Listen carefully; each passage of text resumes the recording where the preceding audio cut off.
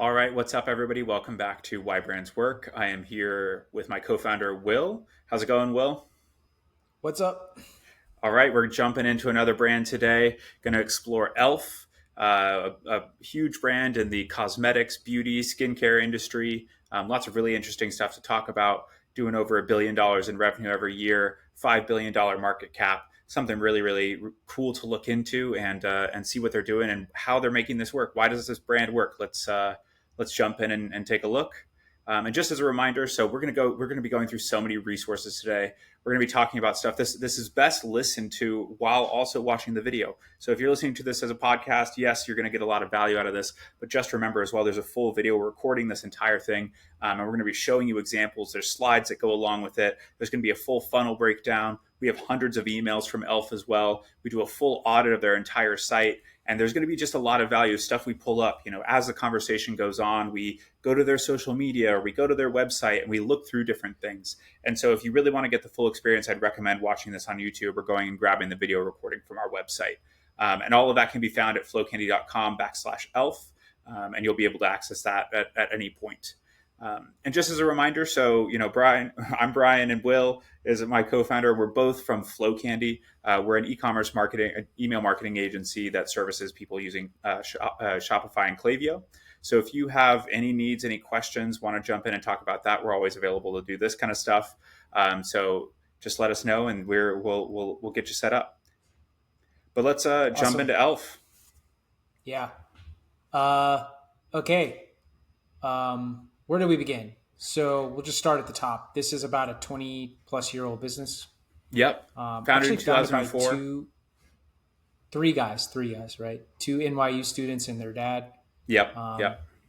they had noticed, I don't know if you know the story behind this. They were looking for an opportunity and they noticed that um, there were no beauty products at the dollar store. Mm-hmm. That was the original sort of theory around it. Yeah, yeah. And I think that there's, like you said, just people looking for an opportunity, trying to find Yeah. a gap in the market, which is kind of where a lot of great businesses start of, okay, what is this opportunity? Sometimes it comes from people scratching their own itch, and other times it's that identification of like, hey, I see this happening right now. Why isn't there an opportunity to buy these kind of things in at this price point? Yeah. And since then, they've grown hugely. Big shift in what they were doing from trying to get into dollar stores into now a market cap of almost 5 billion. Yeah. They Um, originally wanted to be only like everything was priced a dollar. yep. Um, they were only going to be like mostly an online store. Um, but now they're actually 88% retail. We're going to dive into all of that. Um, but yeah, I mean, right off the bat, you said it, almost 5 million. This company is literally worth almost $5 billion. It's a publicly traded company. Mm-hmm. Um, and last year they did over $1 billion in sales, and it was up. They were up 77%. Yep. Yep. And it's great that there's a lot of interesting things that they're doing. There's some acquisitions that they're making as well that are really cool. Yeah, Alongside already having a huge product line of their cosmetics and their skincare with like over 300 products. They're expanding internationally now as well, trying to get a lot more presence outside of the U.S. And one of the best parts is they're wildly profitable while doing this. yeah, yeah. 100. You don't see this a lot. Um, even some of these a lot of these DTC brands are famously unprofitable. Once they Mm-hmm. go, I can think of like Warby Parker, Mm-hmm. but these guys, that's like I mean, if they're doing a billion, that's like 12% profit margins. It's pretty good. Mm-hmm. Um, and they, one thing that like really stood out to me was only 339 employees. Yeah. You know, we had talked about we talk about this a lot. Like, how many employees are there?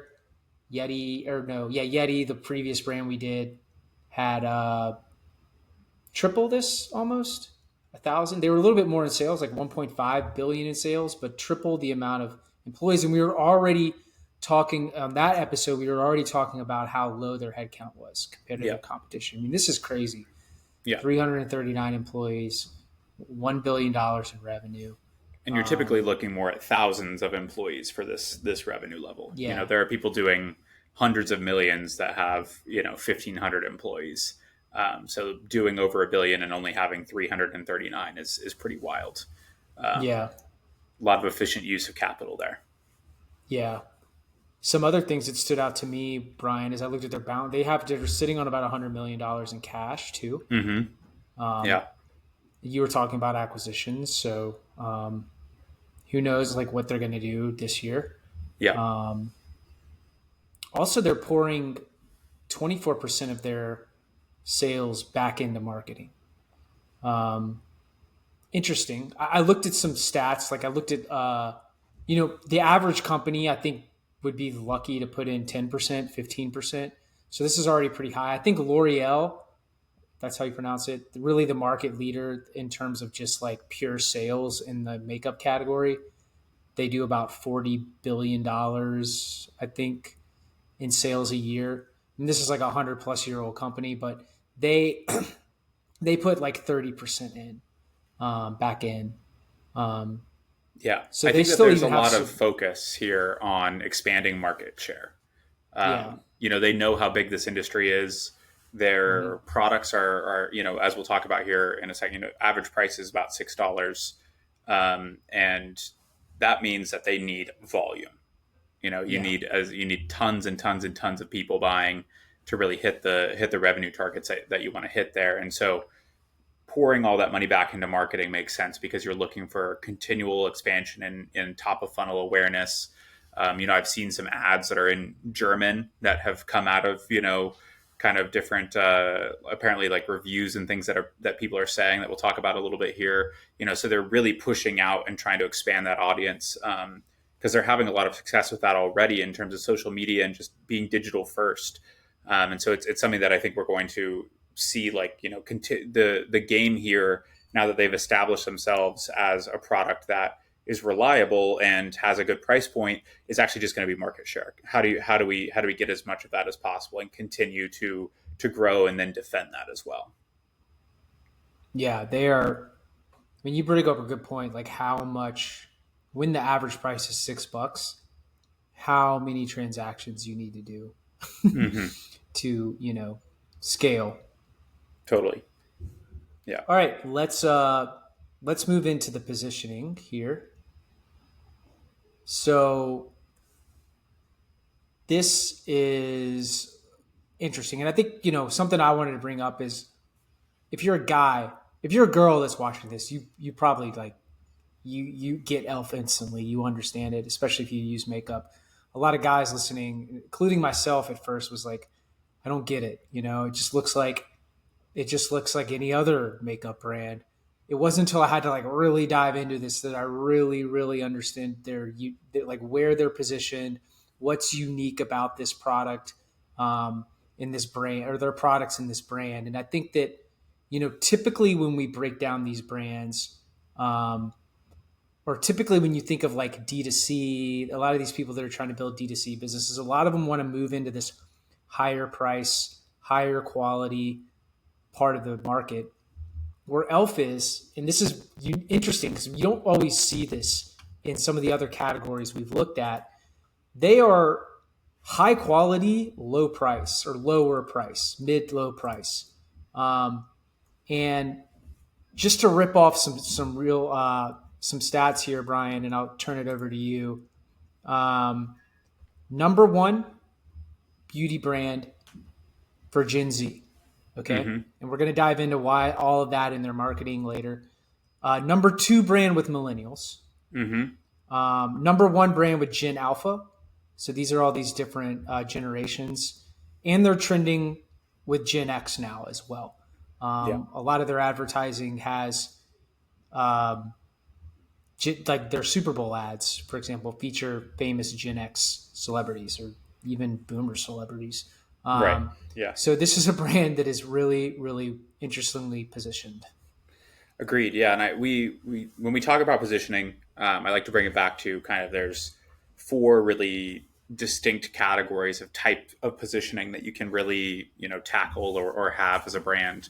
One being price based, the second being quality based, the third being experience based, the fourth being problem solution, and the fifth being category leadership.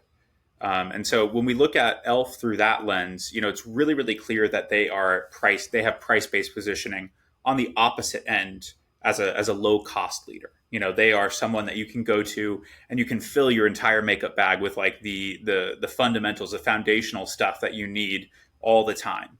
And then it's something that you can kind of that serves as the basis, and then you have your Chanel or your Charlotte Tilbury or Estee Lauder or whatever, because you like that specific product of here and there. But that when I ran out of this thing, I can grab E.l.f. as kind of my daily wear type stuff. And then the other side of this though is that they still have a quality based position here as well. Hearing that some of these products are even better than some of the more expensive versions while maintaining this low price point just means that they're not sacrificing quality. It's not like the reason that E.l.f. is so cheap is because they have terrible products. It's like everything is cruelty free and vegan. They're not cutting any corners in terms of the quality of the product. It's all about like vertical integration and actually establishing a better supply chain. They have a lot more other ways of cutting costs that we'll talk about in a little bit here that have really allowed them to still kind of maintain that quality too.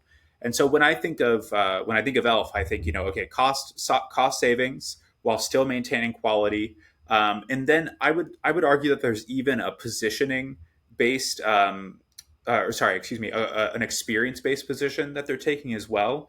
You mentioned they're one of the top brands for Gen Z and millennials, even coming into Gen Alpha and things like that, because of how well positioned they are as a digital first, very trendy brand.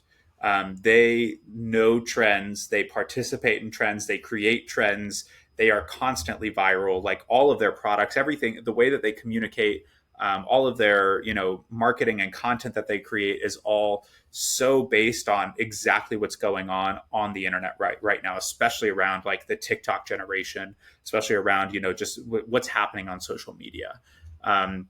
And they really capitalize on that. That's something we mentioned here is like they capitalize on speed and chasing trends or duping other brands. A very common tactic in business is seeing somebody else's product that's working and then creating a version of your own. And they are very, very transparent about doing this. I even have an image on their social media slide here of they have put, they have a unicorn and it's like a GIF of it saying duping over Yeah, it, where one of they are their willing to ads. say Their like, ads, yeah, they lean into duping. They're just yeah, like own it, you yeah, know. exactly. We're Um, duping these products because you can't really trademark the effect or anything like that. Maybe the formula, but they're finding yeah, ways to dupe these products. But even better, it's they are getting these products out in like 5 months. They see a trend and a product that's doing well. yeah, Their positioning is something that gives them such an advantage is that they are coming out with an exact replica of that product or something similar in 20 weeks, which is unheard of in this industry. This is normally something that takes 6 to 18 months to like get through the whole process, whereas they're from concept to real product in 5 months or 20 weeks or so. yeah. I think what they're doing, just to like be double, just to sort of like color what Brian is saying here is they're taking when we say duping, they are taking some of these products, these brands that are in the higher end of the market. And when I say higher end, I'm more talking about high price point here. Specifically, they duped Charlotte Tilbury, a milk product, a Tatcha Beauty. These are more niche players in the higher price point. I mean, you've got like the Chanel. I mean, there's categories very competitive. There's brands we're leaving out here, Mm-hmm. um, but they've taken that and they've basically duplicated a product that might sell for like $30. They're duplicating that product and selling it for $8. And on top of that, they call it this innovation engine that Brian was talking about, where their innovation engine is 13 to 20 weeks.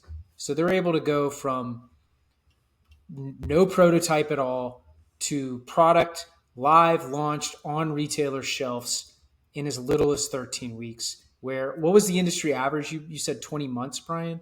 6 to 18 months is like pretty 6 to 18 average. months. Yeah. Okay. So that is a real competitive advantage, I think, for them.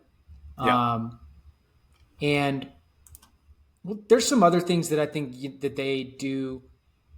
I mean, we talked about the vegan and cruelty free. A lot of these other brands, like they compete like specifically in this high quality, lower price point.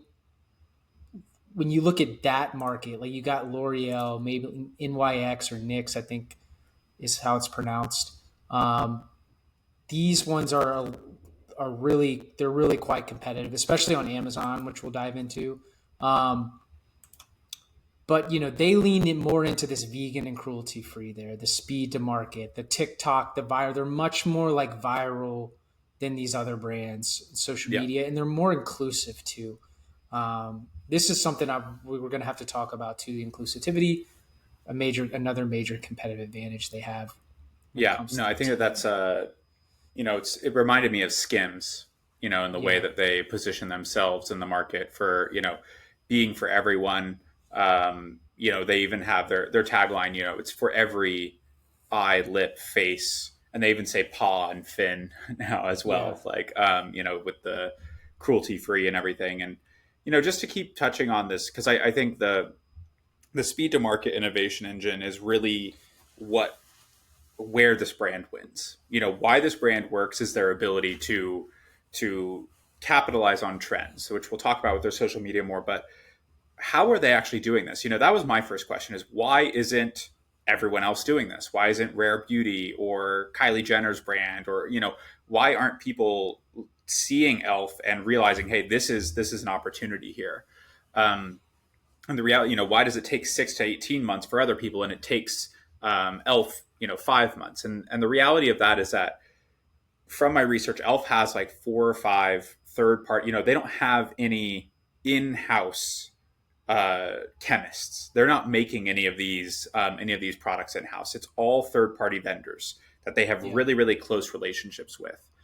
And then on top of that, they are identifying a product, recognizing that a base formula kind of already exists for every type of product in the niche. So it's like, all right, all lipsticks have kind of these same base, starts. All foundations have this. All moisturizers, etc. And so instead of coming up with brand new formulations for different products, they work from these stock formulas. So they're never reinventing the wheel. They almost have, like, for lack of a better term, like an email design system for their product creation. They have a base template that they're already using, that they then kind of move forward with, rather than formulating, being really specific about R&D and those kind of things. They're really just looking for that result. yeah. They don't need to do it. They're just duplicating. All Exactly. they need to do is take who's already competitive, Yep. who's already got a product that people like. Then they send it to their like a private label private label manufacturer or something. Yep. They basically just duplicate this entire formula and just make sure it's vegan and cruelty free. Yep. And then on top of that, they don't worry about packaging. All their packaging Yeah, is very stock cosmetic packaging. They're not putting any extra bells and whistles onto this kind of stuff. It's not like a crazy unboxing experience or whatever. They're, again, another place that they're saving money on this, on the way that it's prepared. And yeah. it really it starts to show you, like, it's like the Zara in a way, or like the H&M of Southwest cosmetics. Airlines. Yeah, the Southwest Yeah, Airlines, any kind of yeah, comparison, whatever industry you want to make, it's that okay, where can we find certain things that people are doing that are extra, that build in this high price point. And they're not about, even though it's affordable prestige. I think it's more about affordable accessibility is even what I would put here. It's like luxury for everyone. Everybody can actually access these products and have a good experience, get the look that they want without having to break the bank on it. And that was one of the most interesting things to me, is just like, how can you stack your everything in the background, the actual supply chain, the actual product development, the process that you put into that, the research and development. How can you really narrow that down to really actually be what your customer wants and also get it delivered as fast as possible? And that's exactly what E.l.f. has nailed between their digital first kind of social media presence and using that as their sourcing zone for what they need to do, and then moving that into a very quick, fast, innovation engine essentially that allows them to get that product into the customer's hands as soon as they want it. So very, very well positioned. They have this market kind of on lock, to the point that as they make these other acquisitions, they're actually acquiring brands that are more like one of their recent acquisitions is a higher price point brand that they keep separate, and they can still kind of start to integrate the supply chain, efficiency, stuff like that, but they are maintaining a separate brand because they want to keep E.l.f. what it is at this in this area of the market. Cool. Anything else on positioning? No, I think we should. There's more we'll get into. Let's keep going. Okay, let's talk about the product line. I think you talked a little bit about it. Um, you know, one one thing that's like you said was they don't invest a lot in packaging. You know, Right. um, that's one thing. It's like very simple packaging. Um, there's not a lot of bells and whistles to it. They now have over 300 products. The average price is $6. Yeah. I think across their entire catalog. So there's a huge emphasis um, on price. One thing I'm just going to unpack this for people that don't know. A lot of girls will know this, but you know, I, you know, eyes, lips, face. We're talking eyes. We're talking like eyeshadow, mascara, eyeliners, stuff to enhance your eyes for the guys that are totally clueless to this. Face, we're talking about like primers, which is, I think, what helps you prepare the skin for makeup. Foundations, it's like what you put on first, then blush and bronze, and then lips. You're obviously talking about lipstick, lip gloss. These are the types of products they're competing in, or they're the markets, or these are the type of products that they are sort of they merchandise in this category. Then you have the skincare, cleansers, moisturizers, um, stuff like that. I think that their best seller is, I mean, the reality is through the innovation engine, they're constantly like riffing on stuff, but stuff that's been the best seller is their primer, uh, and they absolutely dominate this market, especially on Amazon. Lip gloss does very well.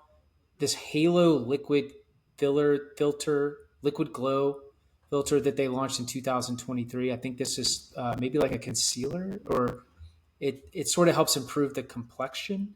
I don't know if you heard this, but in 2023 when they launched this, they sold 1 unit every 4 seconds.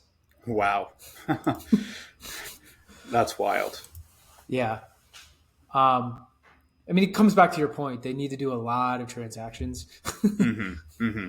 Yeah, I mean, their tech stack has got to be like pretty robust to support that amount of transactions. Yeah. No, I mean, there's the reality is though is that people's shopping carts, especially with products like this, are not $6.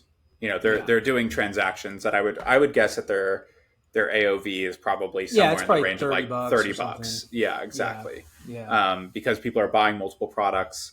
And at the end of the day, you have a big advantage when your entire product line is routine, accessible. So it's something that people are doing every single day. It's like I don't go to bed until I've done my nightly skincare routine, which includes sometimes 3, 4, 5, 8, 10 products, depending on how intense these skincare routines are. Um, and then on top of that, a lot of it, these products just speak to social media. They're just so perfect for all of the trends that are so popular in beauty right now, such as the like get ready with me type stuff, or like go through my skincare routine, or this is how I achieve, this look, this makeup tutorial XYZ. And so, a big aspect of that is what products are people using. And so there's a lot of room for them to be able to kind of feature a large amount of their product suite, throughout those processes. And so yeah, I mean, they're it's pretty straightforward what they sell. It's it's the packaging is there. It's what other people are selling as well. They're straight up talking about how they're duping it. It's more about how they're actually doing it, how they're finding what's going to be popular and what they're going to push, and that's really where the magic happens here. Correct. Yeah. Anything else on the? I mean, this is part of their product line. I think, like you've already hinted, they own other brands too. But Yeah, the main thing here is elfcosmetics.com, elfskincare.com, yeah, and then I believe they own some other brands too. We want to yeah. because They've we're breaking down the whole entire company here. Right. Yeah. And so they've, over the last few years, I think Naturium was the most recently acquired brand. And that was just, this is the higher price point product I was talking about. They also own Alicia Keys' wellness inspired beauty line. And they own another clean beauty brand in Well People. Yeah, Um, I think you know, Natrium is, or Nate, if we're that's the big one here. yeah. So they acquired that for three. This was in 2023, $355 million transaction. Um, and it's more like scientific, but it's weird. It is like a little bit more premium, Hmm. but it's still not quite prestige, I would say. I Yeah. mean, that's the word. That's the word they describe this category in prestige. Or if you read their annual report, they're using that a lot. Yeah. We're talking like $20 serums, $15, not $5 or $6. Yet not like $40 or $50 with what if you went into like a Nordstrom or something. Right. Um, so that's the big one, and then I think the Alicia Keys one was a joint venture, if I'm not mistaken. Um, and then Well People is this fits in very much with their so Natrium like immediately expanded them more into the skincare, Hmm. their skincare business. They're already doing well with cosmetics, obviously. Then I think this like literally overnight increased their sales by like 20%. Um, and this is a tried and true playbook. Procter and Gamble, Unilever, these massive conglomerates own all a portfolio of brands. And Yeah. that's probably what they're doing here. And it It's makes a lot of interesting. sense Yeah, in the beauty space as well. Like yeah, all of their primary competitors, Estee Lauder, L'Oreal, like they all own multiple brands that you don't even realize are owned by because they have different brand names just under the same umbrella. And so this right. is a pretty tried and true playbook as far as once you hit that $1 billion mark, you just start kind of acquiring other things and merging the supply chains. Finding ways to kind of borrow, and steal from all the different brands to kind of get into one unified, very optimized brand umbrella. And so they're Yeah, definitely moving into that space. yeah. It makes sense. You have Natrium that allows you to move into more premium price because you couldn't really just be like, oh, we're gonna do. They do have Elf skincare, but they couldn't just like double the price point on that. Right. Yeah. It would, and then they have the Well People, which I think was a $27 million all cash acquisition, and that's more like plant based, cruelty free. Mm. Um, Hmm. I mean, all of their products are like that, but I think it really leans into that angle.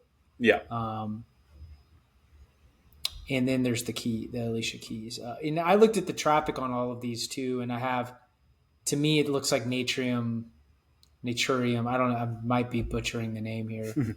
Um, is really, I had actually never heard of this brand. Me either. Um, Yeah. yeah, and this is almost a $400 million brand. Um, and this one, I mean, it generates it generates about 750,000 unique visitors a month. Wow. Okay. Yeah. And that's almost 10x the size of the other two stores that we're talking about here, or Yeah. brands that we're talking about. Yeah. Um, so that's the big one. Yeah, I think I had mentioned they have about $100 million in cash on their balance sheet. So I could see them doing another transaction here. Hmm. Um, maybe this year. Who Yeah, knows? But that to me seems like the playbook. Just acquire more brands. agreed. No, I think that this is definitely where they're going to start heading. I think that's the path to growth for them for sure. Cool. Yeah. Anything else on their brands? No, let's keep going. Let's keep going. Okay, what do we got? We got the team. We can talk a lot about this. Well, Brian, why don't you talk about the founders first? Because they're no longer as involved, if I understood that Yeah, correctly. yeah, and they were, like we said, it was kind of an idea born out of Hmm. while attending NYU, little over 20 years ago. Got some help from one of their dads and kind of put this together. We were really trying to sell into dollar stores at the time. And we'll talk about this a little bit more in a bit, but they really started to pioneer the whole digital first brand. It was actually because they had an offer from Glamour to get their products featured by Glamour, um, Hmm. but they weren't available. The products weren't available nationwide, so they couldn't Right. actually. Glamour wasn't willing to feature them if their readers couldn't get the products. And so they had originally had kind of like a product portfolio website. It wasn't an actual e-com site. This was back in like 2004. And that was when they switched it over to an e-com site and really kind of started to pioneer that entire segment of the category. There's argument that E.l.f. might be like the first digital beauty, digital only beauty brand. Um, so that's a pretty interesting thing. But yeah, it seemed like they had pretty, you know, just slow and steady growth until um, 2014, when the current CEO was appointed. So if you want to go through the executive team and kind of talk about them, go for it. Yeah, I mean, we'll talk about the executive.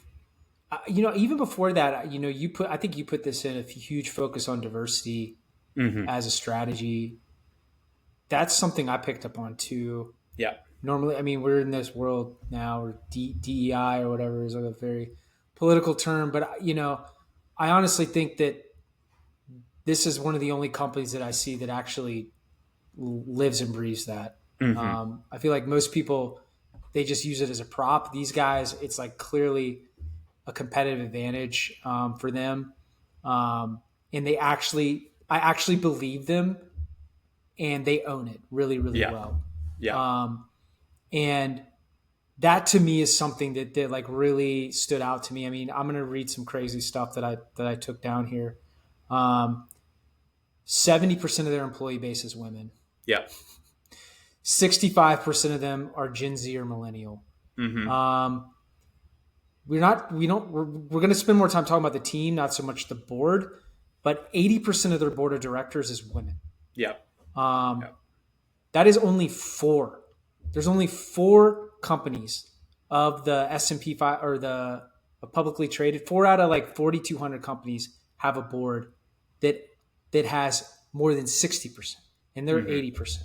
Hmm. Um, so like when you hear brands talk about, oh, we're inclusive, we believe in DEI, these people actually walk the walk, or this brand actually walks the walk, in my Hmm. opinion, when it comes to that. Um, and I feel like part of the playbook. I mean, this is why I think they really can execute so well with the innovation engine and the trend, the stuff that we were talking about, and the positioning. Um, when you have a team that is mostly women and mostly Gen Z and millennials. Yeah, I You mean know, that's actually something that Tarang Amin, the CEO, has said in an yeah, interview. I found a quote from him that he said, "The most important thing we do is engage young, diverse beauty enthusiasts. These are the yeah, women who are driving the entire category." So it's like, right, yeah, who do you? These are the people you want to be running this product because these are the end users. These are the people that care, yeah, that align with the values. When you talk about a culture fit for a brand as you hire and things like that, that's exactly what this is. They're trying to have inclusive products, built for an inclusive group, and so you need to have that be the people driving the company. yeah. Um, so you bring him up. I think we'll start with him because I think he's a key hire. Hmm. Uh, moving into the executive team, came in 2014. Um, Another person has sort of like an executive corporate MBA from Duke type background. Yeah. I had never heard of this company, but he came from Shift Nutrition. Hmm. They are also publicly traded, where he took them from like 190 to 190 million in sales to 1.5 billion. In Shift, they make like a bunch of like gummies and like low cost sort of supplements that you can buy. Um, he also has a background at Clorox and was head of their I think it was the food and charcoal litter business. Hmm. So this guy has a really, really good sort of CPG executive background. Yeah, I think one more as well is he helped take Pantene when he was at P&G, so the Yeah, shampoo brand, yeah. from 50 million to $2 billion. Okay, Um, so he was involved in that brand he was too. I remember involved in that. that as well. And something Yeah. I found really interesting about him as well is, he's from an immigrant family. Hmm. They lived in Alexandria, Virginia, and what they did was that when they moved here, they actually purchased a motel. And so he grew up, with his parents as entrepreneurs, kind of working. They lived in the like manager's apartment above the hotel, and he was like working the front desk, and he has said, the everything he knows about cash flow, economic profit, how to treat people and customers and things like that, all comes from that kind of, even with the Duke MBA, most of it comes from that really formative, 14, 15 years old working at the motel with his family. So he's kind of had the entrepreneur and like drive to build this kind of business for his entire life, which at the end of the day is the kind of person you want in that seat. For sure. I mean, we've been exposed to these types of businesses, not Elf, but like more legacy. I would say Hmm. legacy uh, CPG businesses, and I'm just going to be honest. Like, not many people are entrepreneurial in those Right. companies. He never, I Yeah, sometimes I don't love putting on, oh, they came from this company or this company or this yeah, company, because yeah. coming from P&G doesn't necessarily mean that you yourself know how to operate as an entrepreneur. Yes, Honestly, to me, it's a signal that you don't, maybe, that yeah, because it's such a different culture in corporate America of like what do you need to get done to look like you're getting stuff done versus what do you need to get done to really get results.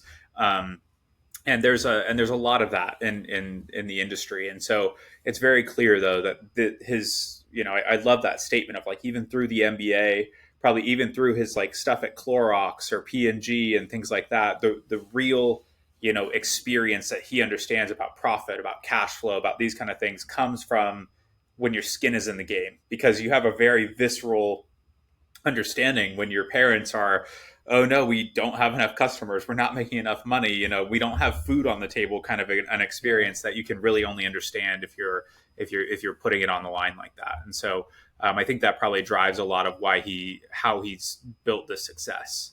um, so yeah, lots of interesting stuff. You want to move on to some more people on the executive board or on the yeah. executive team? I watched a lot of stuff from Mandy. Mm-hmm. I think she does some of the quarterly earnings. I think I listened to one she was Yeah. on. It's a lot of like the CNBC talks she'll do. And again, you'll see, woman in power, high up. They walk the walk here. Um, and the numbers speak for themselves. I mean, we've already gone through some of just the high level stats, but I think that she's been involved since 2019, right? And I think it's something like 19 consecutive quarters of growth that she's been CFO. Can't argue with that. Let the numbers be the Yeah, guide. yeah. Yeah. um, but yeah, also very strong background um, in consumer. Gap. Everyone knows Gap. Yeah. Former VP at Ross. Yeah. I think Corey is another one that's really, really interesting. The CMO. Um, I just feel like a lot of the the wins that are coming from their marketing, um, and why they are. I think I had read something from Mandy where she had said they've literally doubled or tripled the amount of they've invested in marketing. Hmm. Like we had talked about at the top of the show, 20%, 24% of their net sales go back into marketing. I don't think that it was like that 5 or 6 years ago. It was more like 9%. Um, and I think a huge part of that is because of the success that they're having with their CMO. Right. Right. Yeah. No, I agree. I think that there's, the we focused a lot last time on the board of directors when we talked about Yeti, Yeah. and I think there's still some things that kind of reinforce the point you just made there. Like when you start to look at the companies that their board of directors come from as well. Obviously, Tarang is the chairman, but you have a CFO from a hospitality group, so really Mm-hmm. looking at how to service customers. They have that global head of partnerships from Netflix. So obviously very driven on the content creation, how do we actually produce, which you'll see with a lot of the content that they're creating, that it's like movie level or TV show level, like fully produced commercials in some of the content. Um, they have a portfolio manager from an environmental, social, and governance like investment fund. So it's Mm-hmm. called Parnassus, but it's all focused on sustainable investing. So again, deepening this kind of ideology around their commitment to cruelty free, to vegan, etc.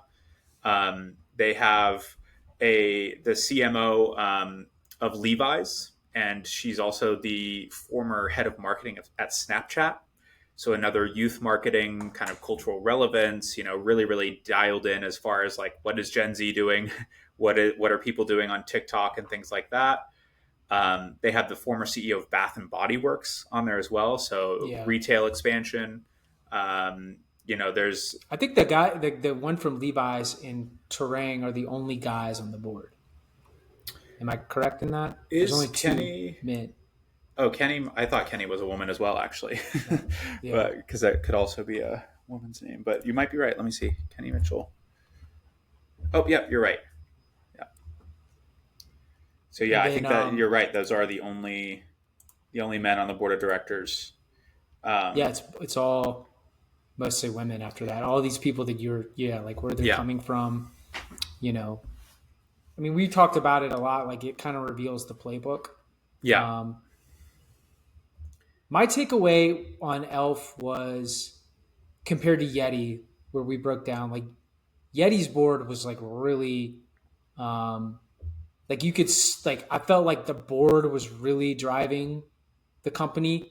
You know, with Elf, I feel like it's more like the team, like the agreed. actual the day to day employees. Yeah, yeah. I think it's you're spot on with that, especially considering they are so driven by. I think the team is one thing, but I think it's the team Yeah, paying attention to the data. Like I think yeah, it's the way that they are interacting with their customers, hmm and producing in a viral speed to market kind of strategy. Which is, in my opinion, reinforced by who's on their board. They're looking for rapid market expansion across, more international markets. They're looking to up their content game, and they're looking to double down on their like commitment to sustainability and to, growing that kind of environmental awareness and the impact of what they're doing as well. And it's very, very cool to see how that comes together. And I had never really thought about board of directors as such an interesting way to like put a microscope on like the more broad strategy, the like stuff that you don't really get from looking at the P&L and like the yeah, what they tell you in these kind of like quarterly reports or your annual reports and things like that. They say the bare minimum on what it's going to be, but really starting to dive into what these people are doing and who it is that they want to be sitting in these very coveted spots. Really kind of tells you what they want to do. And it's cool with this one that it's also relatively transparent. Again, it's like, all right, we know what they're kind of trying to do here. The one surprise, and I might have missed it, um, is I didn't see anyone who is like an M&A kind of expert. That's one person that I would assume they might have on their board as well. I also didn't find anyone that had a lot of like M&A background in on their executive board either, but maybe I just didn't dig far enough. Um, but that is one thing that I would expect them to have a little bit more focus on, especially at this stage and with so much cash. Yeah, that's a great point. I don't think I saw that either. Um, but it makes a lot of sense, given that they're going around, 2023, they acquired the one we just talked about, Natrium. Yeah, I would imagine that, and that overnight, like you said, grew their sales by 20%. yeah, So I'm surprised they're not. Yeah, I mean that's that there isn't somebody. Maybe again, maybe we missed something. Maybe uh, their CEO or their CFO, they probably got exposed to that, in other yeah, stops in their journey. yeah. Um, but it is helpful to have someone who's like that's like their bread and butter playbook on the Right, board. right. Um, anything else you have on team? No, I don't think so. Yeah, the only other thing I would say, I read some stuff. I think every employee gets equity, which is pretty Oh, cool. nice. Okay. I don't know much about that. I just saw that might be, but I mean they are a publicly traded company, so it's Yeah, probably like easy to distribute that. yeah. And they get paternity leave for dogs. Really? Paternity, excuse me, paternity Paternity leave. leave? Paternity leave for dogs. Yeah, That's amazing. pretty How long cool. is it? I forget what it was. I don't know if I remember if it was disclosed, but Man, I could have used that. yeah, I know you yeah, remember my days of trying to manage yeah, my puppy while running FlowCandy. That was a yeah, challenge for sure. yeah. I mean, I think that like my biggest, especially with the dog stuff, is I kind of come back to they really like live and practice what they preach. They're talking about diversity, inclusivity, but okay, like go pull up our org chart. It's a Yeah, reflection of that. yeah, We talk about being like animal and cruelty free. yeah, Well, okay, you actually get like paternity leave. yeah, You know, yeah. so I think that's really cool, especially when you get a company. I mean, you see that a lot with smaller businesses. You know, more founder led, even some of the mid market businesses. But to see like a publicly traded company in the enterprise still have that sort of like DNA is pretty cool. Agreed, agreed. Let's move on to branding. Start talking about Okay, what they do there. really interesting. I believe you found a brand book. We probably should disclose that. I Um, found a brand book, but it's from yeah. 2015, so Okay, so a little it's older. uh it's Yeah. pretty old. Yeah. But I think the beauty of Elf, in my opinion, as far as the branding goes, no pun Hmm. intended, but is that it is extremely minimalist, right? And I might be taking some liberties here and kind of putting my analysis on here of like why it's so minimalist, but really when I look at it, it's like Elf can be whatever they need it to be in certain instances. The logo is so basic, black or white, E.l.f. eyes lips face. The way that they present themselves is so monochromatic. It's very practical. It's very accessible. There's not a bunch of like colors that have to be used all the time, or like certain typography and fonts, and like, oh, this kind of image, if you look at their Instagram or their website, it actually feels like there's a lot going on because there's a lot of different styles. They're not really like held back or gated by a really strong brand personality. We've seen firsthand, we've worked with a lot of brands that have, the design at FlowCandy is so good that a lot of brands that have that kind of prestige feeling designs and really, detail oriented design focus are drawn to us because they know that we can hit that kind of thing. But we know the kind of setbacks that can have for a company, especially when you're trying to move quickly. If you're trying to send 5 emails a week or something like that, or you're trying to get a new product out the door, or you're trying to throw up a landing page or a campaign for XYZ, the more rigid your design and branding standards are, the more tough it is to keep up with it on a regular basis. There's too many checks and balances that need to go through. You have to get approval from the creative director and approval from this person, and this designer is like, oh well, this is 2 millimeters off, or etc. And so what I saw from E.l.f. and what really spoke to me, with my background in design, was like, this is something that you can use to get business done. Which is really something that I would like to see more in design a lot of the time. It's like, how do we Right. make, business the forefront of design? And they reflect it in their packaging.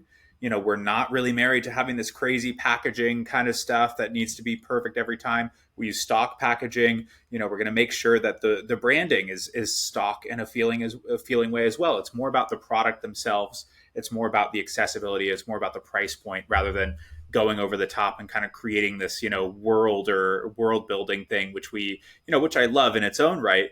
But I think this is a really smart business decision. Yeah, I mean, I sort of took away that their their branding. I mean, I think you hit the nail on the head. That it's very.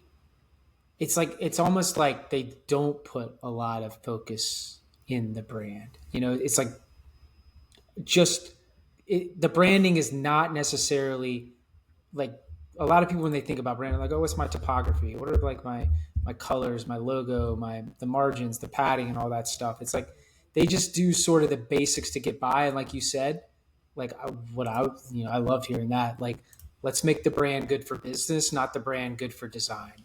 You Yeah. know? Yeah. And it's really clear when you scroll through, like their Instagram. There's so many different versions of the brand in here. They have poppy, fun, pink stuff with like the Megan Trainer.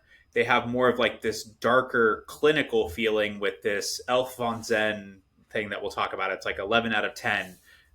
This like scientist kind of guy. There's a football themed one for all the stuff that's happening with the Super Bowl.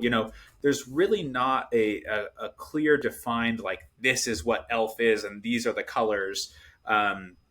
Which I'm it pulling up their just Instagram. Oh, perfect. Yeah. So Yeah, as you can see there, you have the guy in the lab coat with the pom poms, yeah, like a very kind of like clinical feeling, and there's more of him. But then you have right after that Trial and Terror, and then you have the puppy. There's just, yeah, there's so much in here that is so different. It continues to evolve depending on the need of the brand at the time. yeah, Which I think is really beneficial because it allows you to engage wherever your customers are.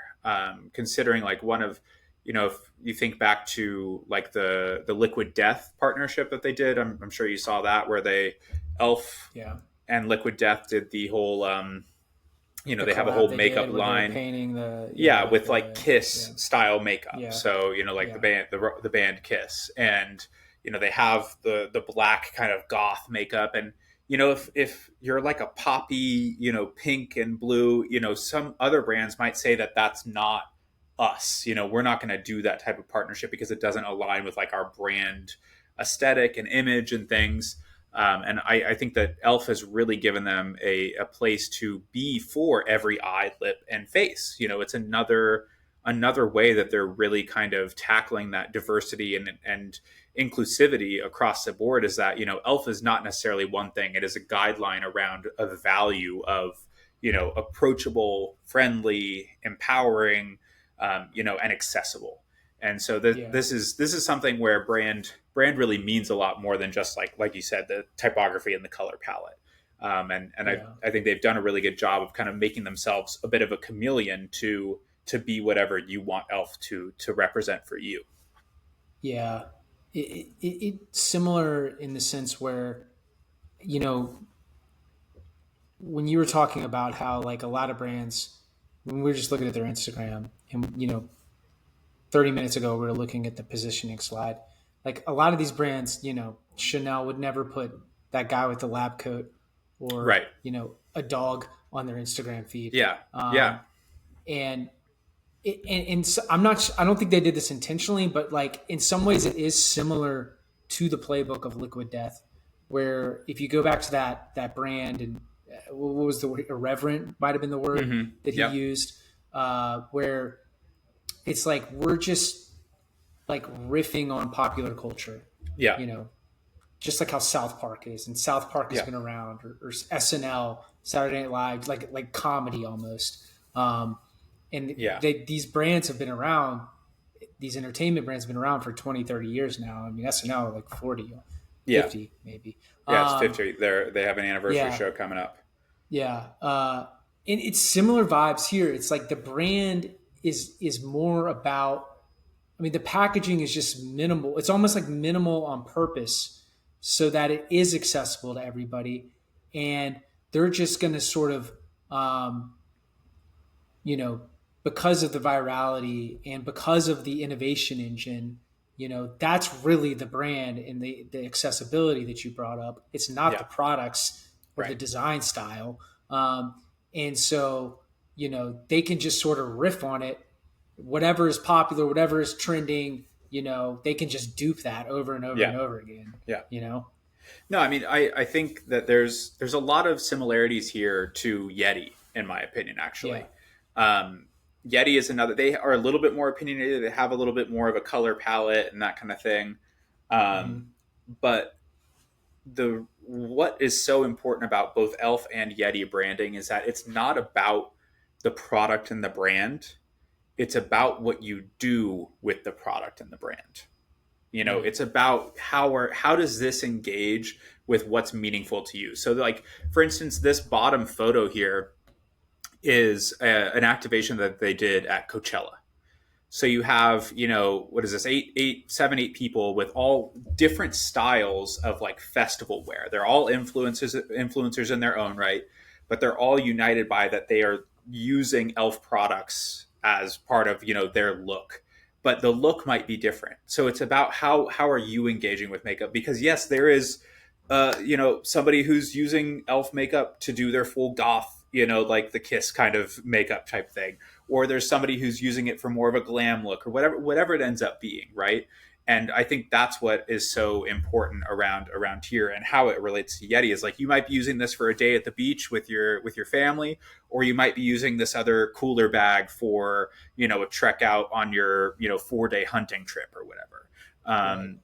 And so it really allows you to create your own affinity, and where this experience side of the experiential positioning comes in, that they're really able to say like, hey, this is something that is used for you, and they then start to highlight all of that. They then start to bring social media into it. They start to meet people where they are, where they're talking about it, how they're using it, and they make those the stories of the brand that allow it to go so viral, because it authentically resonates with other people that have that same need. Right. And it's super key, because if you tell people what to think about your brand, they're going to think that all the time. And there's some brands that do that incredibly well, like Vacation, or Liquid Death. Even on a certain level, they are really strict around their branding, and the way that it kind of appears. But it's kind of you think the same thing of that brand every time, whereas E.l.f. can kind of navigate as a chameleon through these different groups of people, which you really really need if you're going to hit this like mass market appeal and just sell $6 products and want to hit billions of dollars in revenue. Right. Yeah, they've nailed it. I thought, there's a lot of good. It's just really interesting because I think at face value, a lot of people that are branding experts, designers, basically, would be like, this Yeah. brand sucks, but it's actually, they don't even understand what a brand is in a lot of ways. Yeah. I thought you said something very interesting. It's not what, what the brand is. It's like what you do with the products. Hmm. Hmm. Um, any other tidbits you want to share on the brand? No, I think they do an incredible job here. Mm-hmm. They again, another place that they just keep nailing the diversity, Yeah. and making it what about the customer again, rather than just about the product and the brand. Yeah. All right, let's jump into some of the more tactical stuff here. Yeah. So we've hit a lot. We've hit a lot of the high level stuff, like the stats, the team, the brands, the products, like the more I don't know what the right word is, uh, more meta maybe. Now we're getting into the nitty gritty tactical stuff. We'll start with the tech stack here. Um, similar to Yeti, the store we broke down, a more mid market, not quite like legacy enterprise tech stack, but certainly not what a lot of these sort of newer challenger brands that have reached the mid market are using. Like they're not using Shopify, they're not using Klaviyo or PostScript or SendGrid or excuse me SendLane. They're using Salesforce for their e-commerce store, and probably not well no probably they're doing that to manage also the wholesale side of the business. I bet too. Um, Braze is what they're using for email marketing and SMS marketing, which I think Yeti was using too. And if you don't know what Braze is, it's kind of like Klaviyo, but it's more. Uh, it it can do everything Klaviyo does, but I would say it's a little bit more. I don't know if omni-channel is the right word, but more for like especially it's especially useful if you have like an app. If you're like if you own like DoorDash or Uber Eats, it can do a lot of those push notifications and stuff like that. Um, Anything else that stood out to you on the tech stack? Yeah, I mean, so I did a little bit of digging here in Yeah, terms of tech stack and thinking about this from a strategic standpoint. Just to be able to, even we don't have a, completely honest, we have some experience with like enterprise marketing stacks and stuff like that. But since we've never run an enterprise ecom brand or anything like that, really trying to get a feel for why do you end up choosing Salesforce or when do you move right. to Salesforce? Because I think that's really when we start to talk about why brands work, people might look, oh my gosh, they're doing $1 billion there on Salesforce. Maybe I need to switch. Maybe this is something Yeah, that is going to be important. Maybe I need to be looking into Braze to like really get to the next level. Um, so it's kind of that question of like Salesforce plus Braze or Shopify plus Klaviyo, right? Um, and something as I'm looking through is that it really does come down to the number of channels that you have in distribution. Because there's when you have all of these retail partners, you have global partners as well that you're selling through. While you also have an ecom brand, and it's really there that you start to get the advantages of joining, using a tech like Salesforce because it becomes a lot more easy to kind of roll out like localization and stuff like that. So it's built in. You have direct access to all of the code of Salesforce, whereas Shopify is a little bit more behind closed doors. There's some things you can change, or you have to use an app to actually get like the yeah, localization done and stuff like that. And so as brands graduate to this level, it really kind of becomes, Salesforce you can almost start to look at as like it's the framework for a headless experience rather than an out of the box solution like Shopify. yeah, And so you have what that means is that of those 390 people, there's definitely at least 10 to 15 of those that are developers, like that Are you are talking about on their org chart? on their org chart, Yeah, and so yeah, they, that's when you start to get to that point when you have enough things that you're rolling out and problems and stuff with your website and whatnot. It's really more about having that support to create custom solutions on a platform that is proven. And Salesforce, obviously, massive company. I'm in San Francisco right now, so every time we drive in, I see whatever Salesforce Tower or whatever it is. And it makes sense why they are kind of the market leader in that space. hmm, But really, it's the whole question of how big is your business? Are you graduating out of driving a nice recent year kind of Toyota to wanting to drive like a McLaren or something like that? That's really kind of the move that you're making at that point. And yeah, so yeah, it's interesting. It makes sense though. There's a lot of moving parts when you end up having that many transactions, that many sales, that many distribution partners. It seems like from some of the strategy as well that they're probably moving into more wholesale and like direct selling into like beauty salons and stuff like that as well. And so like as you add on more affiliates and all these different uh, selling pathways. You just have to have more control over the platform if you want to consolidate that data and actually extract insights from it. Right. So yeah, just wanted to answer the question for myself. So I figured I would share it as well. No, I think there's a lot of good stuff there. I mean, my sort of take on all that would be, I think you bring up a good point. It's like, if I'm just sort of empathizing with someone watching this, they're like, oh, I'm doing, $10 million a year, $50 million a year. I want to be doing $1 billion a year, like E.l.f. Do I need to switch to Salesforce and Braze? And the answer is no, you don't. Just, I thought that's a very good question. You could scale to $1 billion with Shopify and Klaviyo.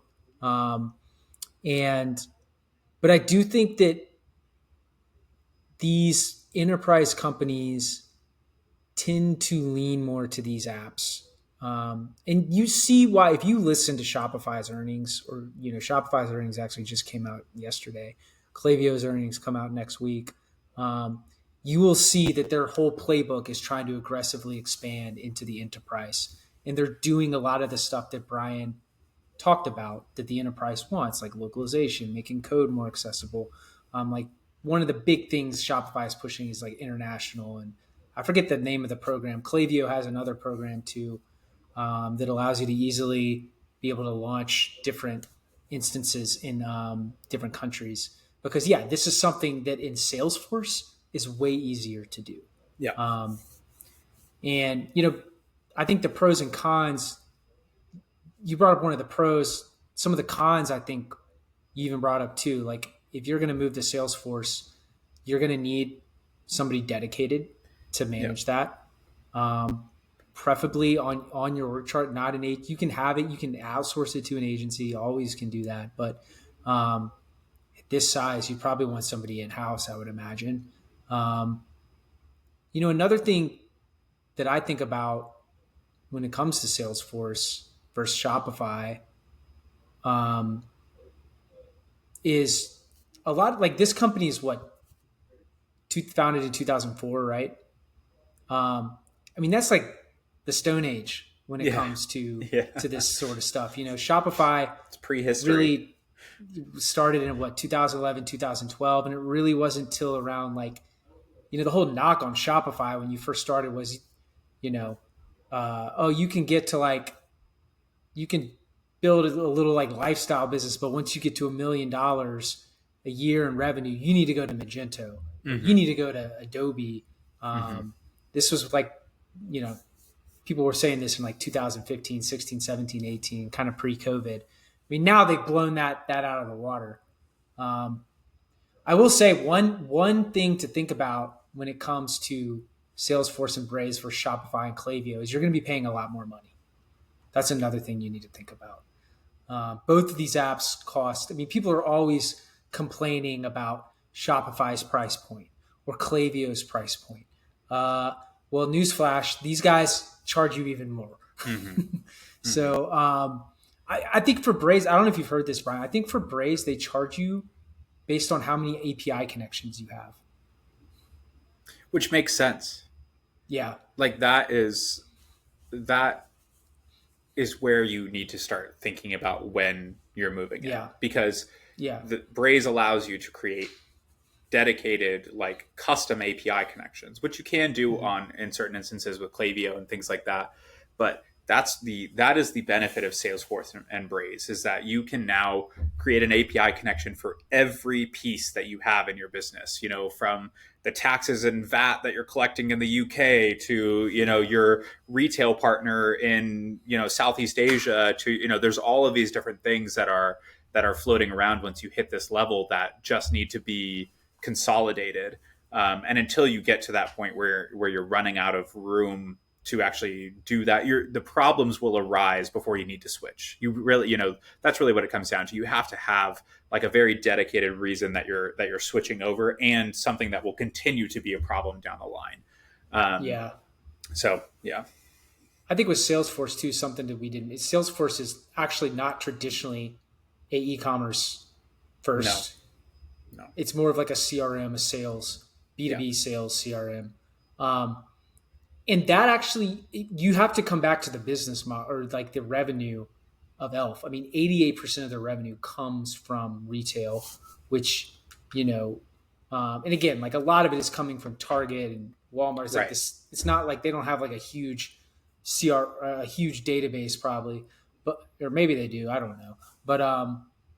But there's that sort of the part of the business, the managing the POs and the invoices and all that sort of stuff It's not like a that comes with one-to-one relationship. It's not like there's, the one yeah, person at Target and the one person, at Elf that take care of it. It's yeah, there's a lot more than that. a lot more. There's buyers, multiple buyers probably per category they're in, especially Yeah. if you've got skincare, Yeah. beauty. um, See, I mean, that's just a little bit. We could be wildly off, but that's I think those are fair takes on Hmm. why a brand would choose Salesforce and Braze. The only Yeah, and other I things I think could think of is just security sometimes, but Shopify and Klaviyo are very secure, compliance. yeah, Um, yeah. I'm curious if we keep doing publicly traded companies, if we're gonna find someone on the Shopify Klaviyo stack, or if this is going to be the stack if we keep on with the publicly traded companies. Most publicly traded, they're going to be used. I mean, like I said at the beginning of the slide, this is even a more tech-enabled tech stack for the Right. enterprise. Yeah. If we go pull up Procter and Gamble, it's like, I mean, they're so probably SAP fragmented. probably. Yeah, Yeah. SAP, Oracle, they Yeah. might have. Procter and Gamble has obviously acquired a brand like Native, that's digitally enabled, that is running Shopify Hmm. and Klaviyo. Um, Probably some of these are like Triple Whale, some of these Yeah. other more like new age stuff, but like that is not adopted across their portfolio, their brand portfolio. Yeah. Yeah. All right. Well, let's jump into traffic. Let's Cool. teach us about traffic. Will tell us where they're getting all their people from. Yeah, let's get into this. So I guess we can pull up the funnel breakdown here. Let me pull that up. We got the Lucid app. Well, first off, like off the cuff, they rank 112 in the entire category of Hmm. beauty, in terms of traffic. And the people at the top are not private label brands. The people that are at the top of this category are like, in terms of just pure traffic, it's like Sephora, Ulta. Like these guys are generating, I don't know off the top of my head, maybe like 10, 20, 30 million visitors a month, while E.l.f. is more around, you know, uh, 3 million. Actually, Sephora and Ulta are much higher. I have it right here. We have 141 million. This is over a 3 month period. So what is that? That's over 40 million visitors a month. 173 million over. This is over the fourth quarter, November to Hmm. January. Sephora had 173 million people come to their site, um, and so yeah, like those guys are number one in the category. Let's see if I can go split screen here. Maybe no. Okay, Hmm. I'll just pull it out when I want to jump into the actual funnel breakdown. But yeah, so we got about 3 million visitors a month, which is a lot, by the way. Um, that is a huge store, a huge business. I'm not trying to like throw them under the bus. I mean,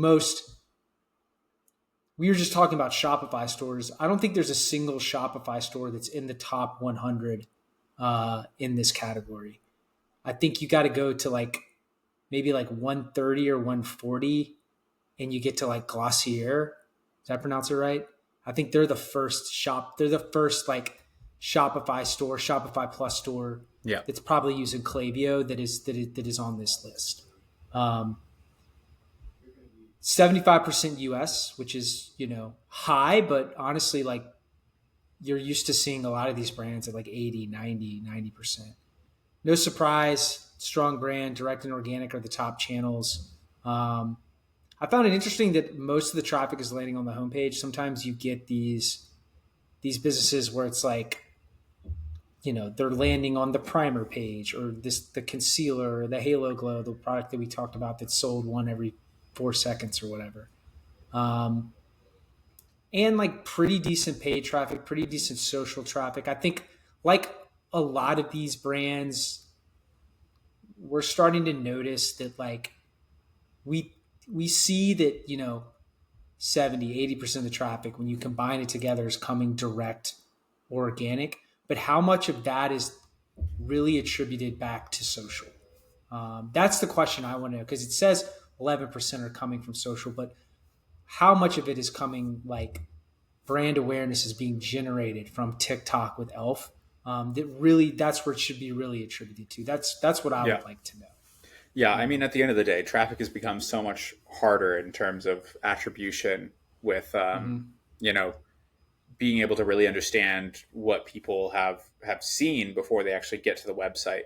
Um, and you really only truly know if you have access to that CRM data. If you can see every time that profile is pinged, and okay, well, they received this email, or they saw this text, or they saw this ad and then went to this, this TikTok, etc. So yeah, it's tough to know because there's definitely a significant amount of like the direct and organic traffic that is coming from social. Like the top of funnel awareness is coming from social.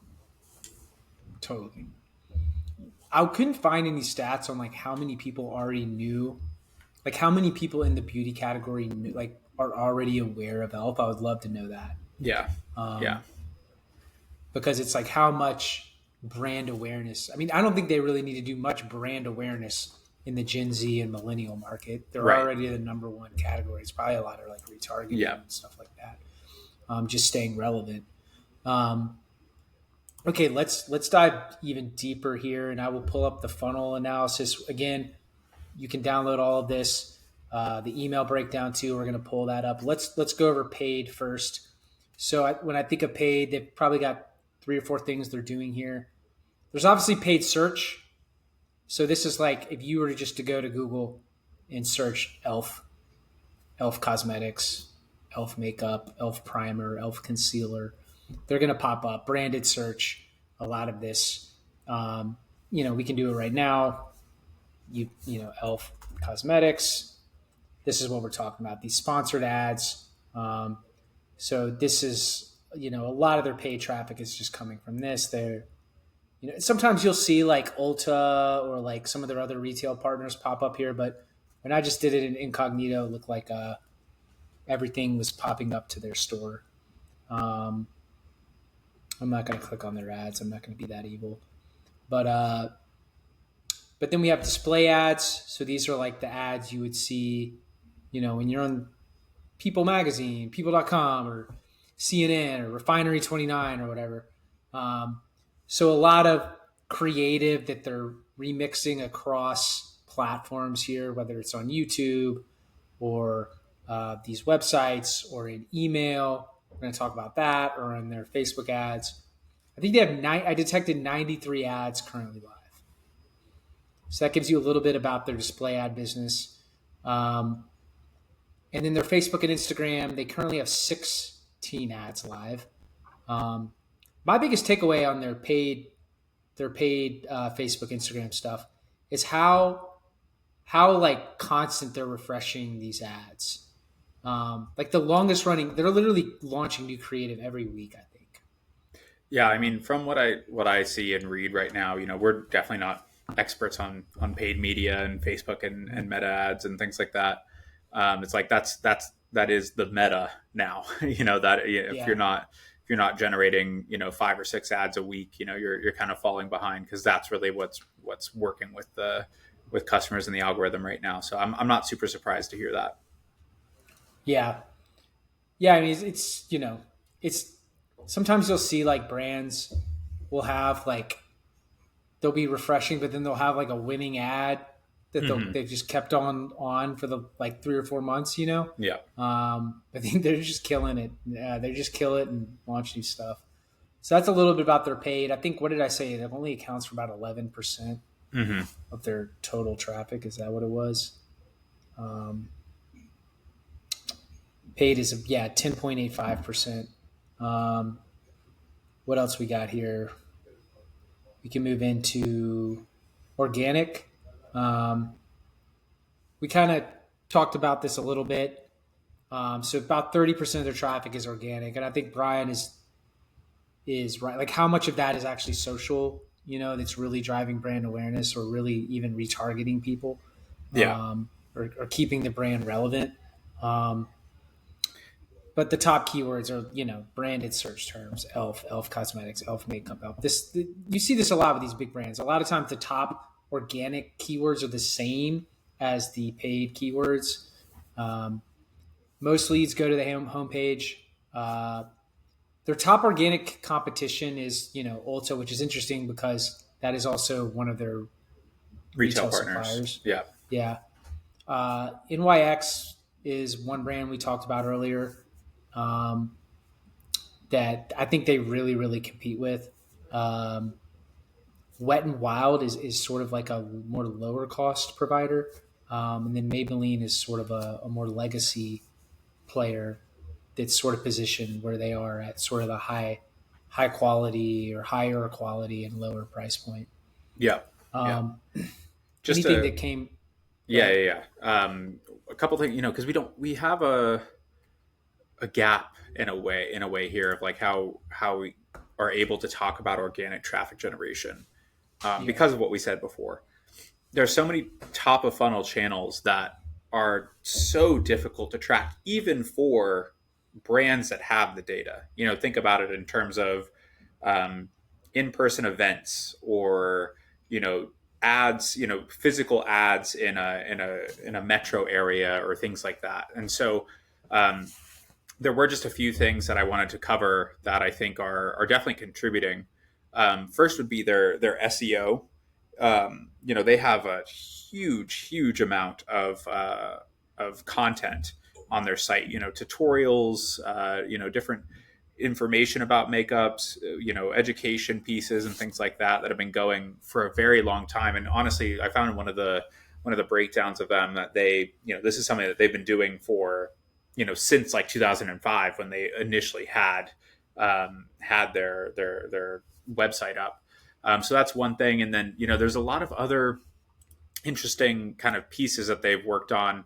They've done like they're doing like in-person activations. Like there was one at Purdue University last year where they had like a maker-centric like thing, encouraging women to pursue STEM education. It was called like In My STEM Era.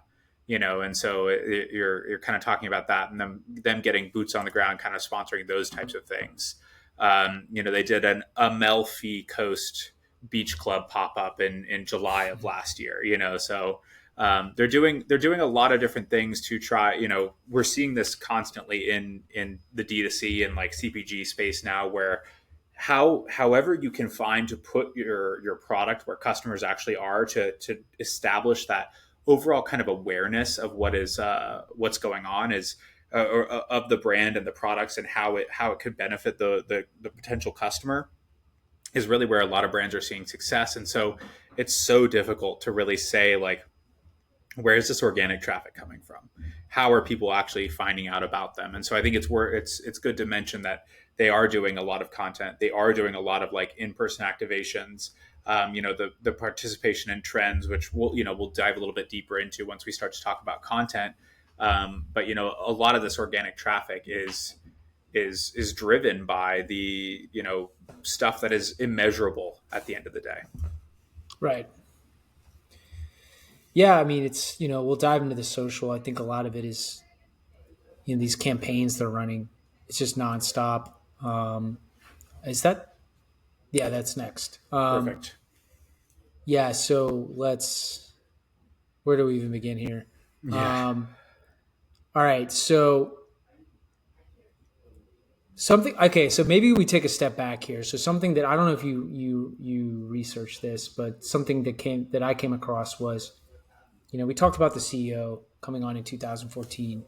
I forget when they IPO'd, but in 2018 sales went flat. Um, and but in 2019 this was like one of the first brands to really embrace TikTok. Um, 2019. This seems like a decade ago now. But back then TikTok was kind of more fringe, I'd say. You know, and what they did was the first thing they did. Did you hear about this eyes, lips, face TikTok campaign in Yeah. 2019? Yeah. Yeah. So this was sort of the first thing. There's a song about this, and then people just started filming themselves doing the eyes, lips, face, and then they got like celebrities to do it totally unpaid for. I mean, like Reese Witherspoon did it. I think Ellen DeGeneres did it.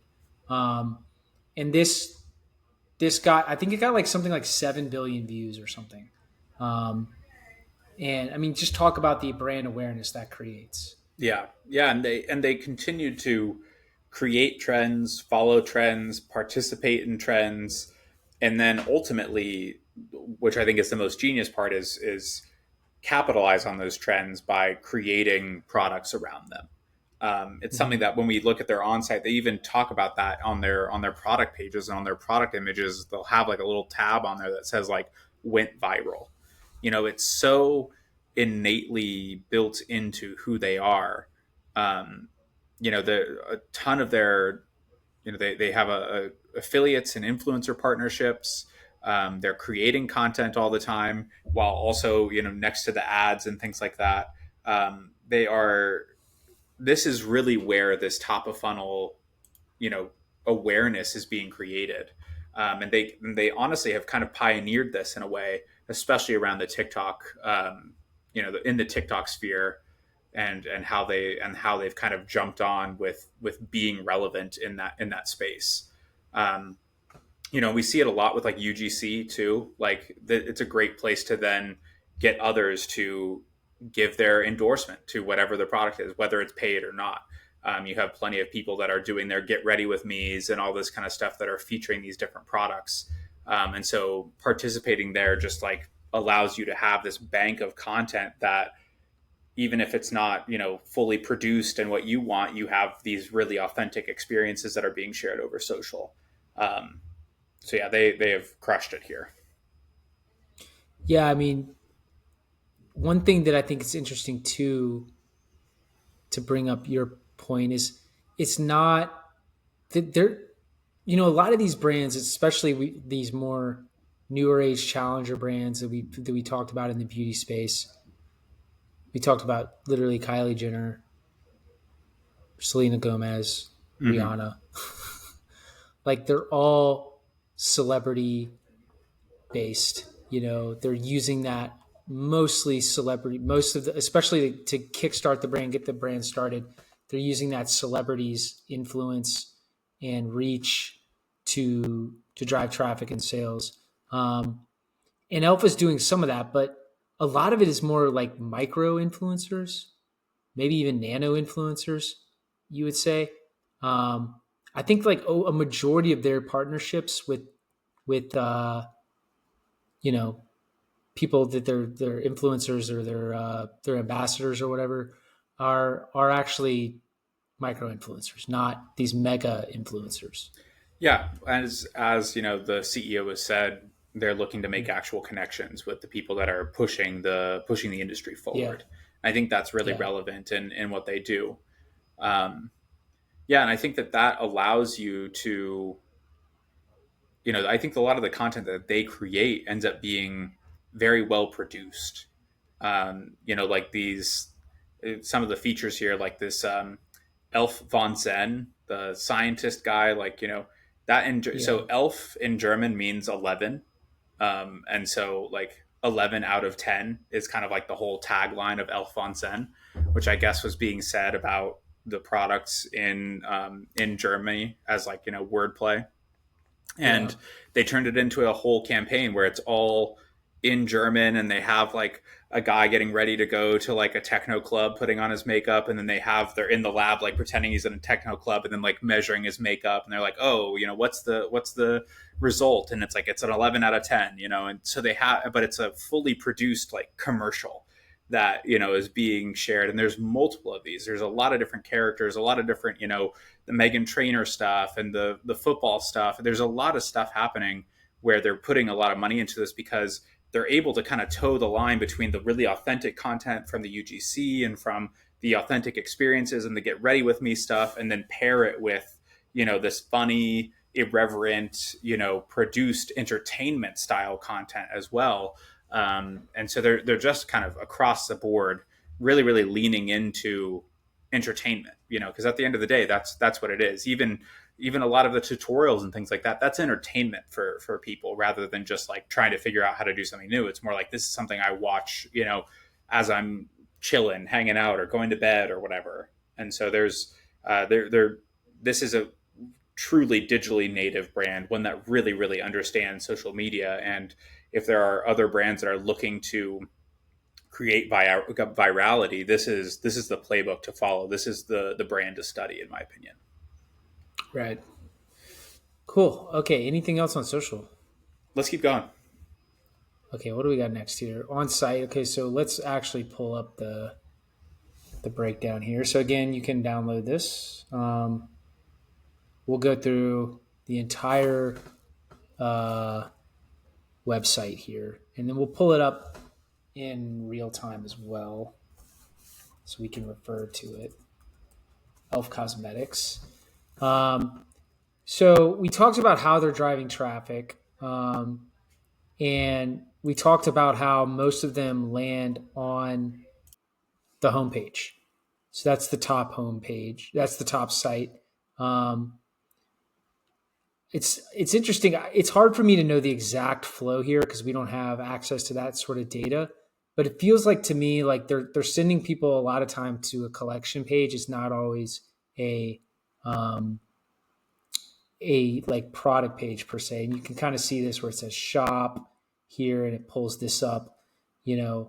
Best sellers, what's trending. Um, it's kind of cool how their brand is literally the categories. I guess that's pretty good branding too. Um, and moving past that, the product pages themselves are. Let's go to one of their best sellers here. We'll click on. Let's go to this primer because I know this primer sells really well. Is there anything that stood out to you on their product pages? So I mentioned this before, the gone viral tags there.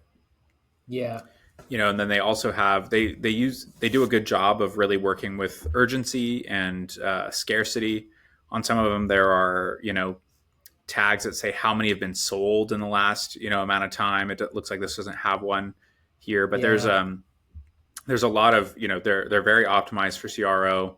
This is another product that makes a lot of sense for subscriptions too. Honestly, I was kind of surprised that they have an afterpay option just with how low their price points are. hmm But that was, obviously they offer that too. I think it's just because it's standard in terms of the industry. But yeah, I think as far as the actual product pages go and whatnot, it's pretty straightforward. They do a Here's the lot. trending now. Yeah, trending now. They do a lot of different offers on the site as well. There's a lot of Today's offers. Did you see this? yeah. Yeah, this is cool. So being able to do that, and I'm assuming you are qualified and cookied for your free shipping and $8 off your first order up there. So your code is already populating at the top of your screen. hmm They have this buy or get 3 free gifts, grip it and go, join the beauty squad. Like there's a lot going on in terms of offers. So I would assume that they drive a lot of engagement through these different through the different offers, which makes sense when you have a brand that is so price point driven that people are looking for deals. And so when they Yeah, get here and they already know that it's a cheaper product, they're probably looking to buy even more if they can get it cheaper. And then I yeah, actually went through a chat with their beauty advisors down there. yeah. I'm not Mm-hmm. sure. I really couldn't tell if it was a um, if it was a human or an AI. It was really well responsive. And just kind of went through a chat with them, and they yeah, it was they got a lot of help, got product recommendations, and so yeah, I think it's a good, very well done as far as the actual uh, like help you can get on the site, because sometimes it's just like you can tell it's AI responses that are referring to a database. This actually seems like you could get beauty tips if you needed to. Yeah, it looks like they're transferring me to a beauty advisor. They've kind of humanized it. Who knows again if it's actual AI or not? Yeah, Looks like Angie came on. Um, and yeah, to follow up to your point, they are, like a lot of brands would not lean into this, but because price is part of their positioning, X being accessible is part of their positioning, um, they can really lean into, hey, here's the offers today. You know, I thought this was cool. I haven't seen people do this. I love how they have these offers here. We're going to talk about this beauty squad because I think that's something interesting they do. Um, but it seems like they're just rotating. Like I was looking at it this morning. This wasn't even online. Grip it and go. This is a new one. Um, so yeah. What else stands out on site? I mean, we talked about the scarcity. Um, you know, moving into the cart. Um, Nothing crazy here. If you were to add a cart, they do make you go, or they call it the bag, whatever, same thing. Um, they do make you go two steps here. So they have like the little Ajax slide out, and then you actually go into a cart. Um, and then you go into the checkout. And again, we talked about they're using Salesforce Commerce Cloud here. Uh, just following through with the order, the thank you page was interesting. I've never seen a thank you page like this, where it was like SMS opt in after the checkout. Um, and there was like a little button that popped up here, and I could do that. I just wondered like the adoption on that, um, how high that is. Uh, and then the beauty squad, they're just pushing that like nonstop. But that's a little bit about the ordering experience. I don't know what else do we have on site before we move on. I know we're going to talk about their emails and their flows and their funnels, so I'll wait to dive into that. Um, we didn't talk about the opt-in. Did you take a look at that? yeah, I did. It's So pretty straightforward. I mean, it's hard with yeah, a product like this to really get a deal that makes economic sense. But they're going with the $8 and free shipping. yeah, Only email required. They don't force you into an SMS funnel like a lot of brands do. It's an option, but you can just take the $8 yeah. off. I love that they populated at the top of the screen. They actually don't even send the coupon code in the email. I don't know if you noticed that. Um, Yeah, they reuse this email everywhere. yeah, yeah. This welcome email. Mm-hmm. Um, but what's interesting is, and I think you had already teased this, how they're dynamically. Did I lose it? They're dynamically using this coupon code everywhere. Yeah. Um, and this might be something I'm not actually totally sure how you would do this in Clavio. I think you can do some of this, um, but this might be the personalization that you just might be able to get with the like the granularity with the Braze Salesforce tech stack. Mm-hmm. Like they're literally, um, again, it's a dynamic coupon code on the thank you page. Mm-hmm. Um, it's a dynamic coupon code in the header, right? Yeah. Okay, that's pretty cool. They're also doing it in the newsletters too. Like after I go through the pre-purchase flow, or I get well, I don't know if that like here you'll see like this is a newsletter they're sending out, and they're dynamically changing this box. Yeah. If you are a like if you were in the cohort or segment of you've never placed an order before, then you will dynamically get this box. Yeah. If you've already placed an order, but you haven't joined the beauty squad, then you will get join the beauty squad. And then I don't know what they do if you've already placed an order and you've already joined the beauty squad. That probably should be my next investigation. But that's pretty advanced, Brian. Yeah. Yeah. There's a lot going on in terms of Yeah. really thinking about the journey and what the Mm-hmm. next thing is that you want somebody to do. That's all, Yeah. and as that should always be the focus, right? When you're a non-buyer, you want somebody to become a buyer, and once Mm-hmm. they're a buyer, you want them to be more incentivized to become a repeat purchaser. So for them, they probably see that people that join Beauty Squad end up purchasing XYZ amount more times. Right. And so it's very clear what their incentives are at each stage. First is the purchase using the discount, and then it's joining the Beauty Squad. Um, and this is something we talk about really frequently of what email should really be about, or what your engagement on site should really be about, is the desired next action. What is the pathway to that desired next action, and everything should be working in tandem to achieve that next action, which is kind of in our wheelhouse and our area of expertise, because a lot of that is done through email and a lot of that is done through the journeys that you're sending people through. um, Mm-hmm. but yeah, just a couple of things as we wrap up on site. There's a lot of content features on there too. They feature a lot of, like, the Megan Nice. Trainor stuff is on there. There's like the E.l.f. on Zen stuff on there. They still really use that content as web content as well.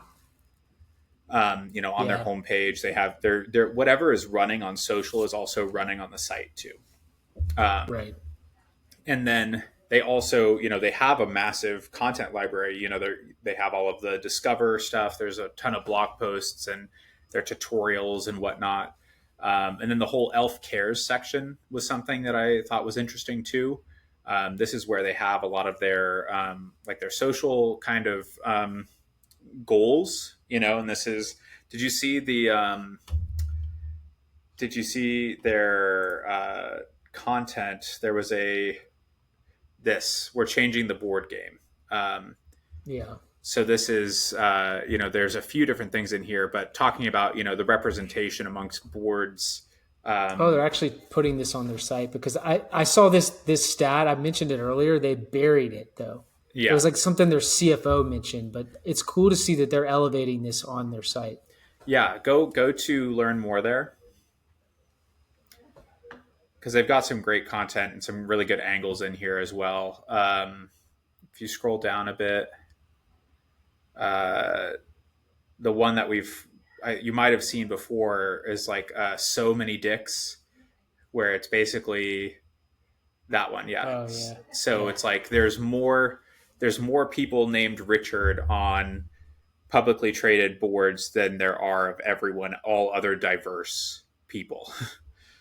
wow, So it was a very interesting analysis of inequality amongst corporate boards in America.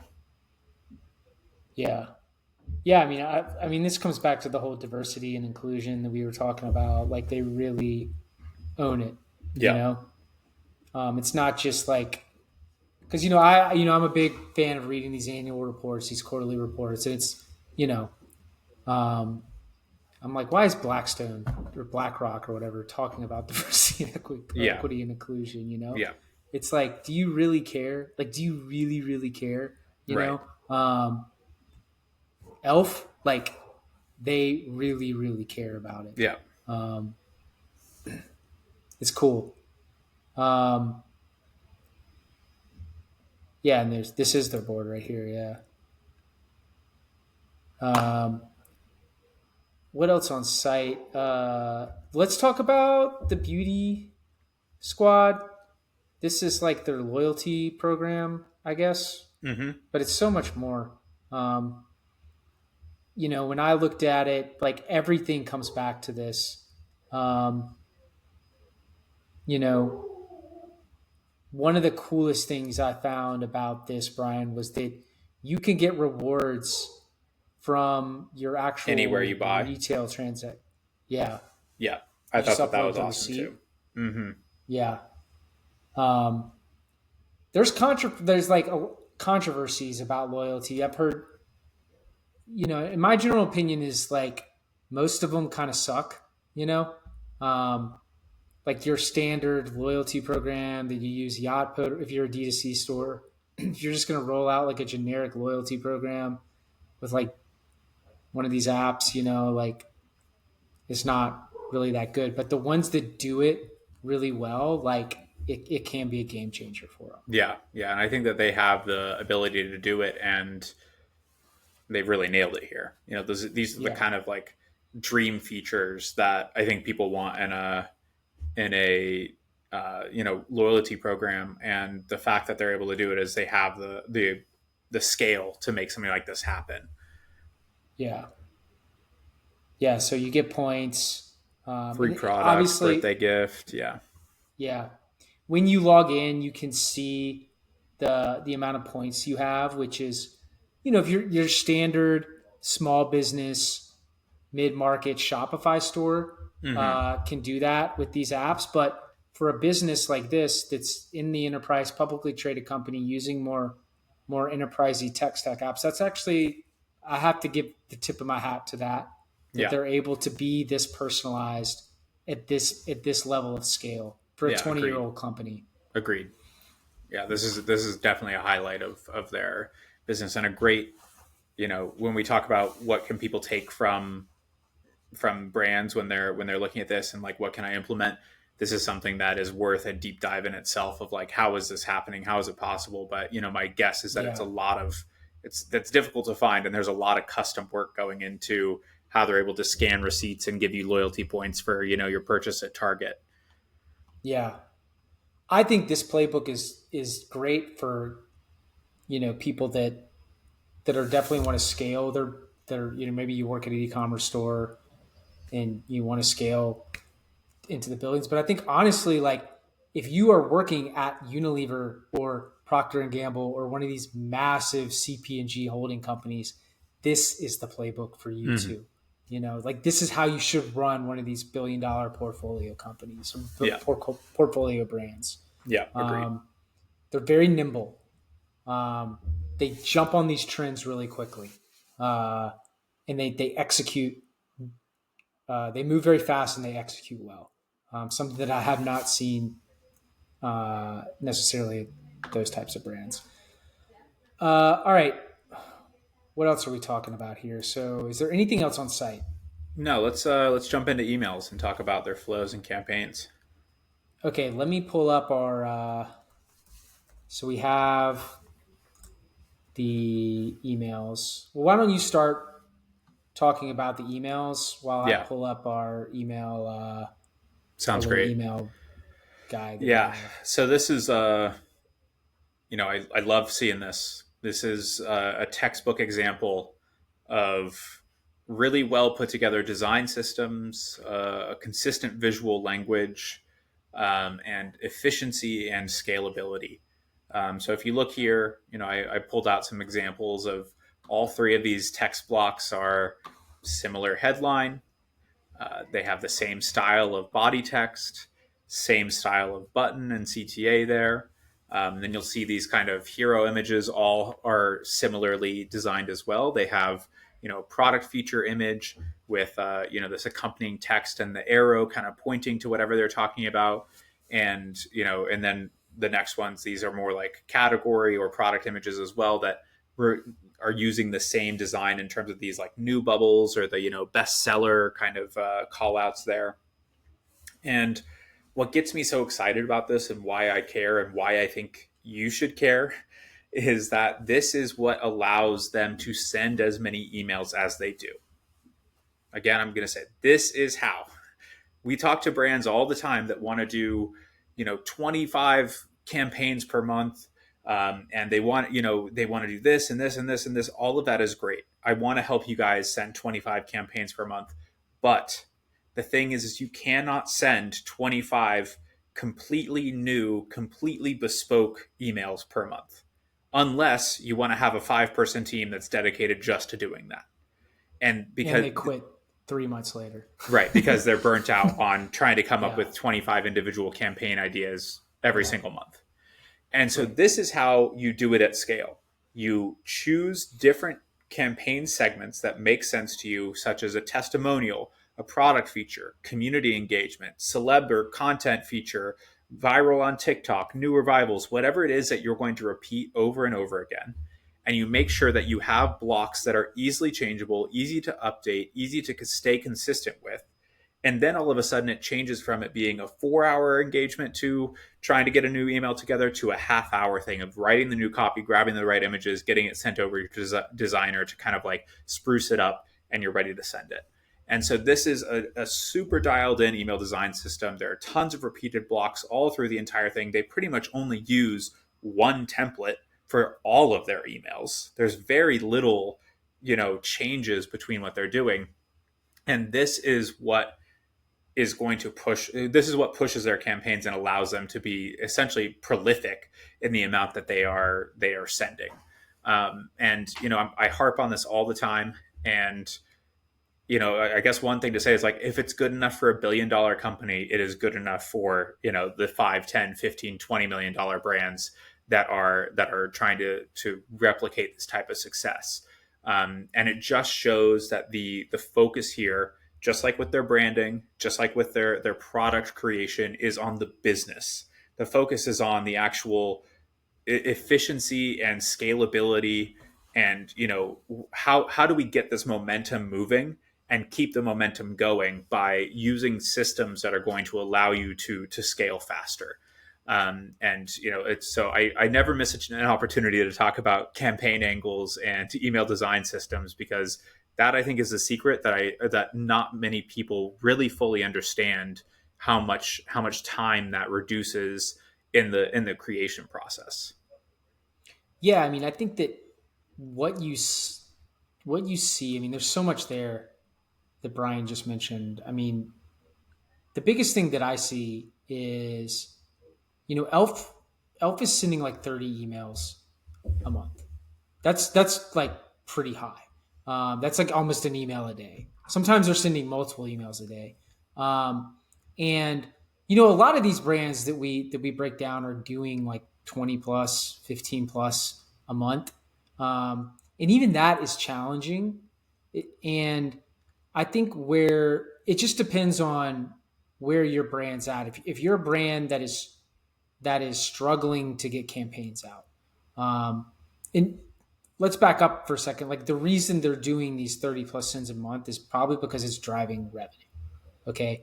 Um, so, it's probably not it's not their most number one channel, but I bet it's driving a lot of e-commerce revenue for them, and it's worth it to do these emails every every day. And but the catch 22, I guess, it is like a challenging workflow sometimes. Um, and once you reach scale, it's hard to rely on agencies to do it. Um, and you also have to have things dialed in if you're going to move it in house. And my guess is they have moved this in house, and it's pretty dialed in with what Brian was saying. And we can pull it up here. Um, I got the month of September last year. That's probably a good month to go into um, before Black Friday and Cyber Monday and all that. But when Brian is talking about email design system and stuff like this, like, you'll see, like, nothing is really changing much here across. I mean, very, like, I guess thematically, nothing is changing that much. Yeah, you want to switch Like, you're over to using. sharing that tab? Oh yeah, I'm not even doing it. My bad.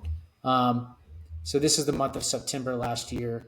Uh, like that, the logo is pretty much the same every time.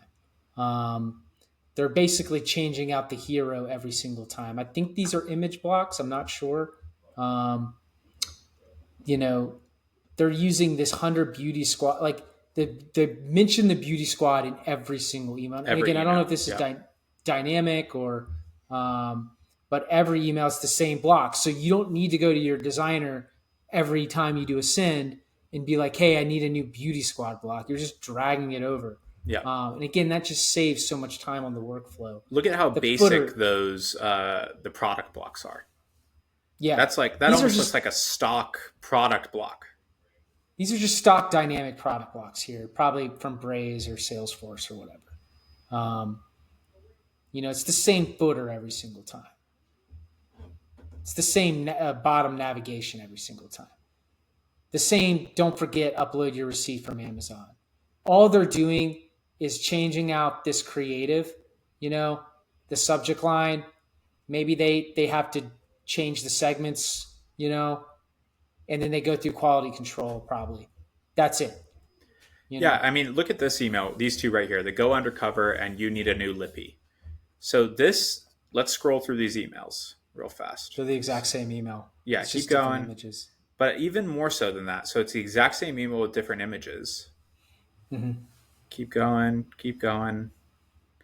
There is not one thing in this email that if I had access to Elf's email, their ESP, me today, having no idea their strategy or anything like that, I could create this email in a half hour because Yeah. it's just images that they're pulling from their brand book. It's just copy that has already probably been written somewhere else. It's just every single bit of this is just switching out images and switching out copy to be able to produce this email. There's nothing crazy going on. And this is what people really, really have gotten to, have are starting to, they miss the point here. It Yeah. really, I feel like it goes over so many, brand owners or, founders or, execs heads is that it does not need to be complex. It needs to be simple. It needs to be the easiest process in the world because that is where you can actually develop a baseline for performance, understand how things affect the revenue that you're generating through emails, and change from there. So if you can't already operate at sending 4 or 5 emails a week very efficiently at that base level, there's no reason for you to start testing other, A/B testing this, that, and the other. And, there's no reason for that until you can really work the workflow because that is the most important part. That's where the profitability comes in. It doesn't matter if you make $100,000 a month sending 30 emails a week if you're spending 90K trying to get it out the door. And so that's really what it comes down to is how do you make this an efficient process that supports your business goals rather than gunking up this whole mechanism and making it just a pain in the ass at the end of the day. um, so they're a great example of that. We've talked about others like Huel. That's another really, really good brand. The meal replacement that does similar email to this. Yeti has similar emails to this as well. Again, we were able to pull out 5, 6, 7, 8 emails that are exactly the same that get sent every single month. Yeah. And it's this is the way to go if you want to really find a way to scale with email. Yeah. I mean, it's this is image on image on image on image. That's this takes and again they're probably using this creative across channels. You Mm-hmm. know, so again, like Brian said, like you can be $1 billion industry. You don't need $1 billion company. You don't need some like crazy email marketing workflow. What you need is to just get stuff out the door. Um, so we talked about. There's a couple other things on the campaigns that I think are worth talking about. These are the flows. We'll talk about that next. Um, Another thing we didn't talk about was the angles. Mm-hmm. And when we say angles, these are like the theme of the email, maybe. And you can come back to these angles all the time. You need to find multiple angles in your business. And E.l.f. does this very well. They come back to these angles. Like, for example, viral on TikTok. I think every single week they have an email that's viral on TikTok. And they did this for all of 2024. Like, if you look at, where was it? Right here. I mean, literally, we were just talking about it. Like, viral on TikTok. Here we go. 4 ways to find your glow. Viral on TikTok. And then I think the next week it's the same thing. It's the same like they know they're going to do this every week, and you can see that the artwork is very similar. You know, for between that email, it's the same. Maybe they changed the background, but it's the same font, the same style, color of font, the same sort of, all they're really doing, the designer just has to come in and quickly change some things out. It maybe takes them like 10 minutes, you Yeah. know? And so like, that's another thing, find these angles that you can reproduce in your business week in and week out, in your email campaign strategy. E.l.f. is a good example of that. Actually, there's all sorts of angles. We're not going to dive into that, but this is the first time I've ever seen a viral on TikTok angle. Yeah. But when you're a brand like this that literally is living and breathing off virality, like, you can get away with it. Yeah. And, not to harp on it too much, but think about how quickly that campaign probably gets approved. Yeah. Because that's what starts to matter now when we get to this level of email marketing. It's not about coming up with the idea. It's not about what image is used, or it's about the workflow and approval process. Who needs to look at this and sign off on it and make sure that it gets out on time?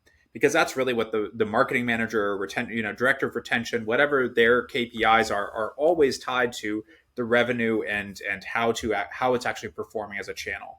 But so many Mm-hmm. teams get blocked by having revision after revision after revision.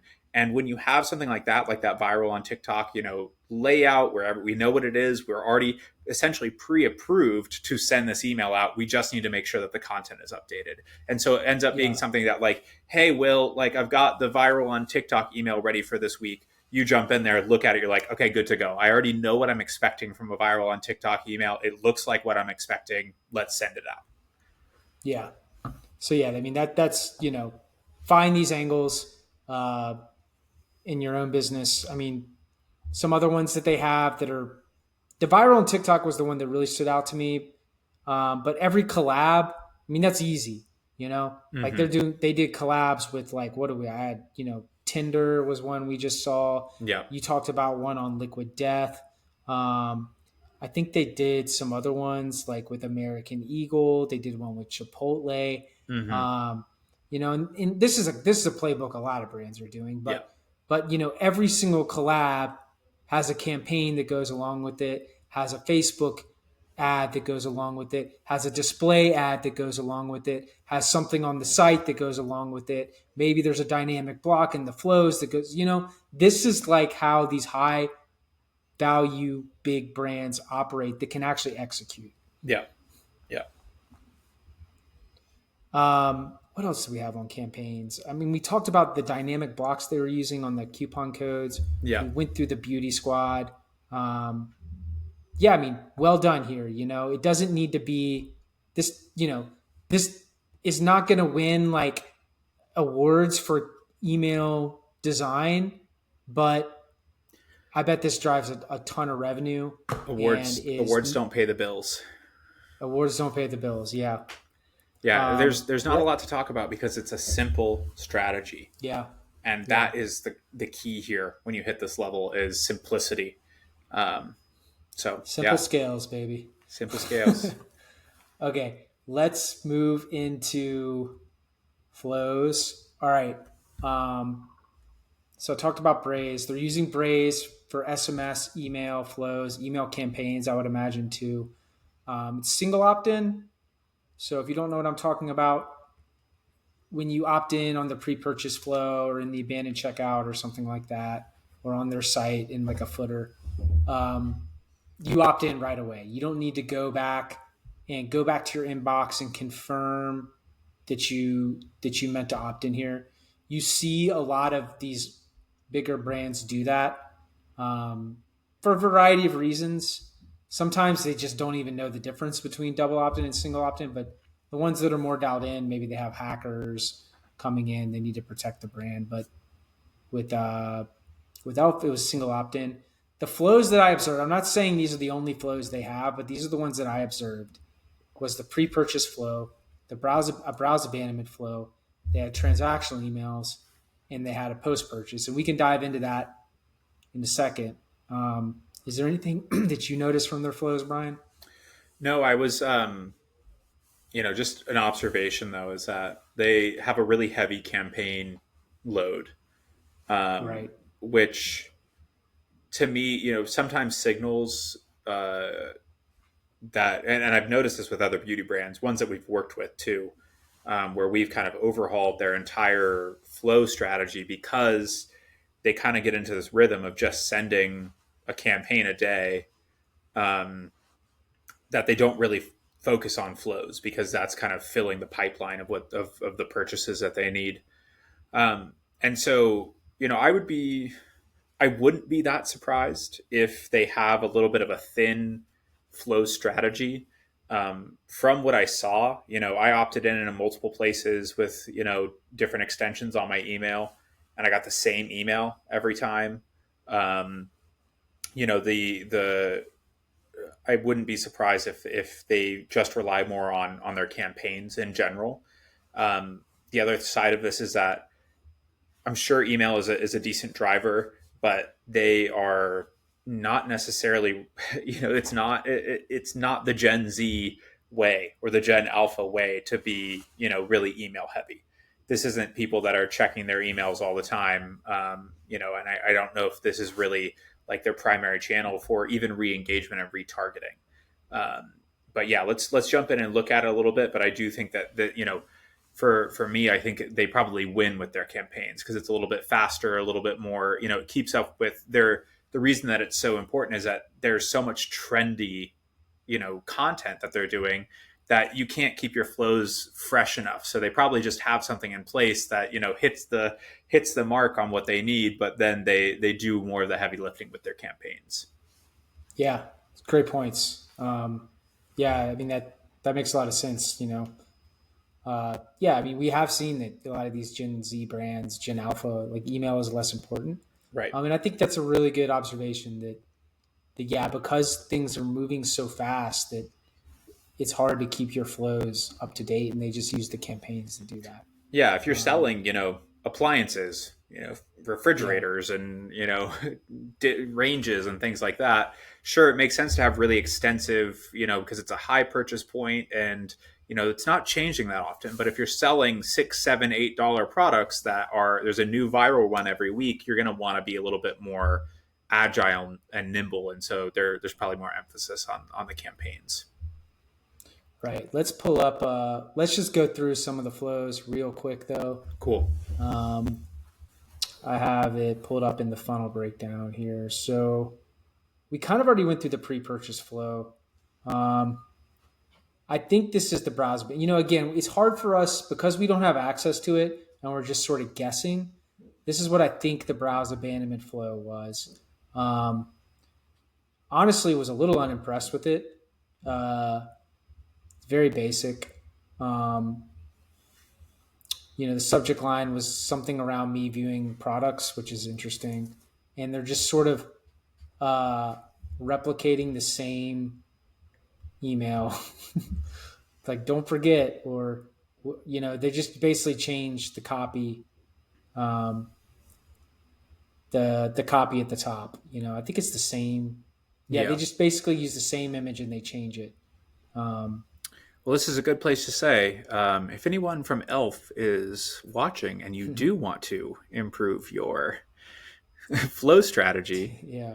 please feel free to reach out to us at FlowCandy. We're happy to help. Yeah, yeah, that's the plug. But yeah, I mean, I do think this is probably works in terms of revenue. Three. This looks like a 3 email browse abandonment flow. It, yeah, I mean, like it's very vanilla, but it could be elevated a little bit. Um, I would have liked to seen some of the energy that's coming out in their campaigns. And Mm-hmm. I know it's harder, but there might be ways to do it dynamically. Mm-hmm. Um, Strangely, I didn't. I could not get it. I did not get an abandoned checkout flow. I Interesting. don't know if I did it wrong, but normally I'm pretty intentional about going into these checkouts, making sure I'm subscribed. Please sign me up, and refreshing and making sure it's like clear Yeah. that I abandoned the checkout. Um, but I never got one. So, but maybe there's not to say that there is one, but if there isn't, like I would recommend. I understand when some brands might not want that, like I think Liquid Death didn't have an abandoned checkout flow. Um, but for them to have a browse abandonment flow Yeah. and not have an abandoned checkout flow is a bit weird. Yeah. But again, like take it with a grain of salt because they might actually have one. Yeah. Let's see. Let's dive into transactional. Nothing crazy here. Um, so this is another strategy that you can use. So they were going to repurpose this welcome to E.l.f. email all over the place. This is pre-purchase email number one. It's transactional email number one. It might even be the abandoned checkout. I might have gotten this as abandoned checkout flow email number one, maybe. You know, coming back to your point, Brian, nothing crazy here. Yeah. This isn't like It's all evergreen is really what it yeah, comes down to. It's the only stuff that they can really keep on there as like evergreen. Hey, we're always, yeah, 4 reasons to shop. We have an app, join the beauty squad. So it's yeah, like that makes sense. Here are some yeah, bestsellers. yeah. We got these are the transactional emails. I mean, very basic. Um, doing a little bit of selling, cross selling down here. Um, so that was the order notification. This is the shipping notification, and then this was the. I think that's it. I don't even think they had a delivery notification. Um, outside of that, they did do some post purchase stuff. This is confirmed. And they might be reusing this. And I don't know if the logic is crazy here, but at the time I don't think I was a member of the beauty squad, so I got this email to join the beauty squad. And it kind Yeah. of goes over some of the stuff we talked about earlier when we broke down the beauty squad. Yeah. Um, The one flow that I would be curious if you end up getting, when did you order? Like 2 weeks ago, a week ago? yeah, February 3rd. Yeah. So, depending on, I would guess that their lapse period for a product like this be somewhere around like 45 days. I don't know how Yeah, frequently makeup is used, to be honest. So who like a knows? win back or replenishment flow. A replenishment or like a subscription upsell, since they have subscription available for so many of these products. Yeah. And there are certain things I think that, people that are using these products on a consistent basis would put on subscription. Mm-hmm. So I'm wondering if there is flows around there. Like we said, it's always tough to really like suss out exactly what's going on, but that is one strategy I think that would benefit them is some sort of replenishment/subscription upsell.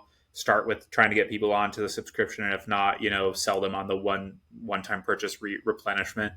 And then that goes into subscription cancellation and all that kind of process as well. Um, have you gotten any reviews or UGC emails like, hey, leave us a review, or hey, make a video of our products?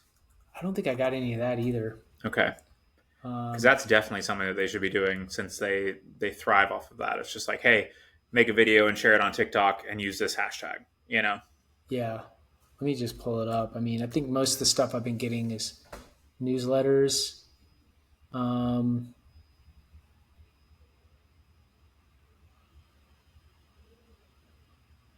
Yeah, I don't think there's any UGC stuff. Nope. Yeah. Yeah, Okay. I ordered on 3rd, so it's been about 10 days. So maybe it'll come. Yeah. Sometimes generally those emails in the post purchase come after 2 weeks or Right. maybe 10 days. Right. Yeah, it takes a little while. So yeah, this But yeah, looks I mean, this almost doesn't even look like a post purchase flow, and it's more of just a join the beauty squad. beauty squad flow. Yeah. They want to get the birthday. That's like definitely one of the zero party data thing they're trying to collect on you.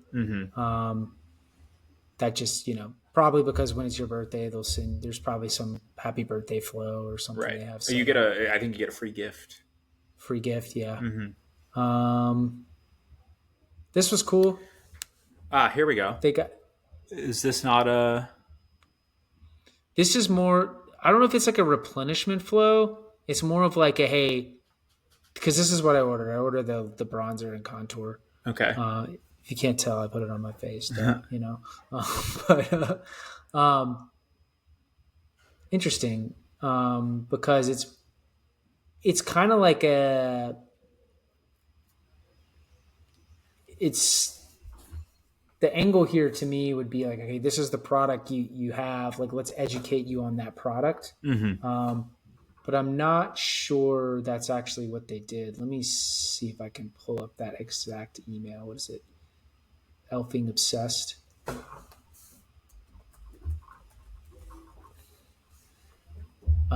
Yeah, great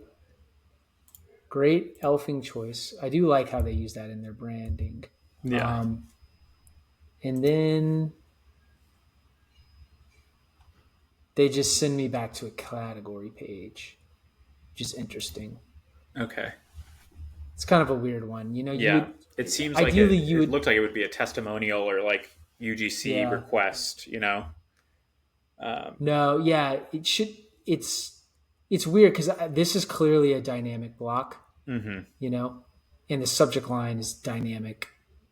Great elfing choice. You'll be obsessed with product name. Yeah. You know, Can I see the elfing rest of the obsessed. email? Huh. Yeah. Very odd email. Yeah, I think that their flow strategy is definitely all over the place. It seems like, or we're getting stuff out of order, or we don't really know what order it's coming in and what the logic is Yeah, behind all of them. But there's definitely some room, I think, for improvement. Honestly, of all the stuff we've seen. But then again, we don't know what their revenue split looks like on email, and if it's even a priority for them. It might be too might not even small be to a even priority. like be worried Yeah, about right now.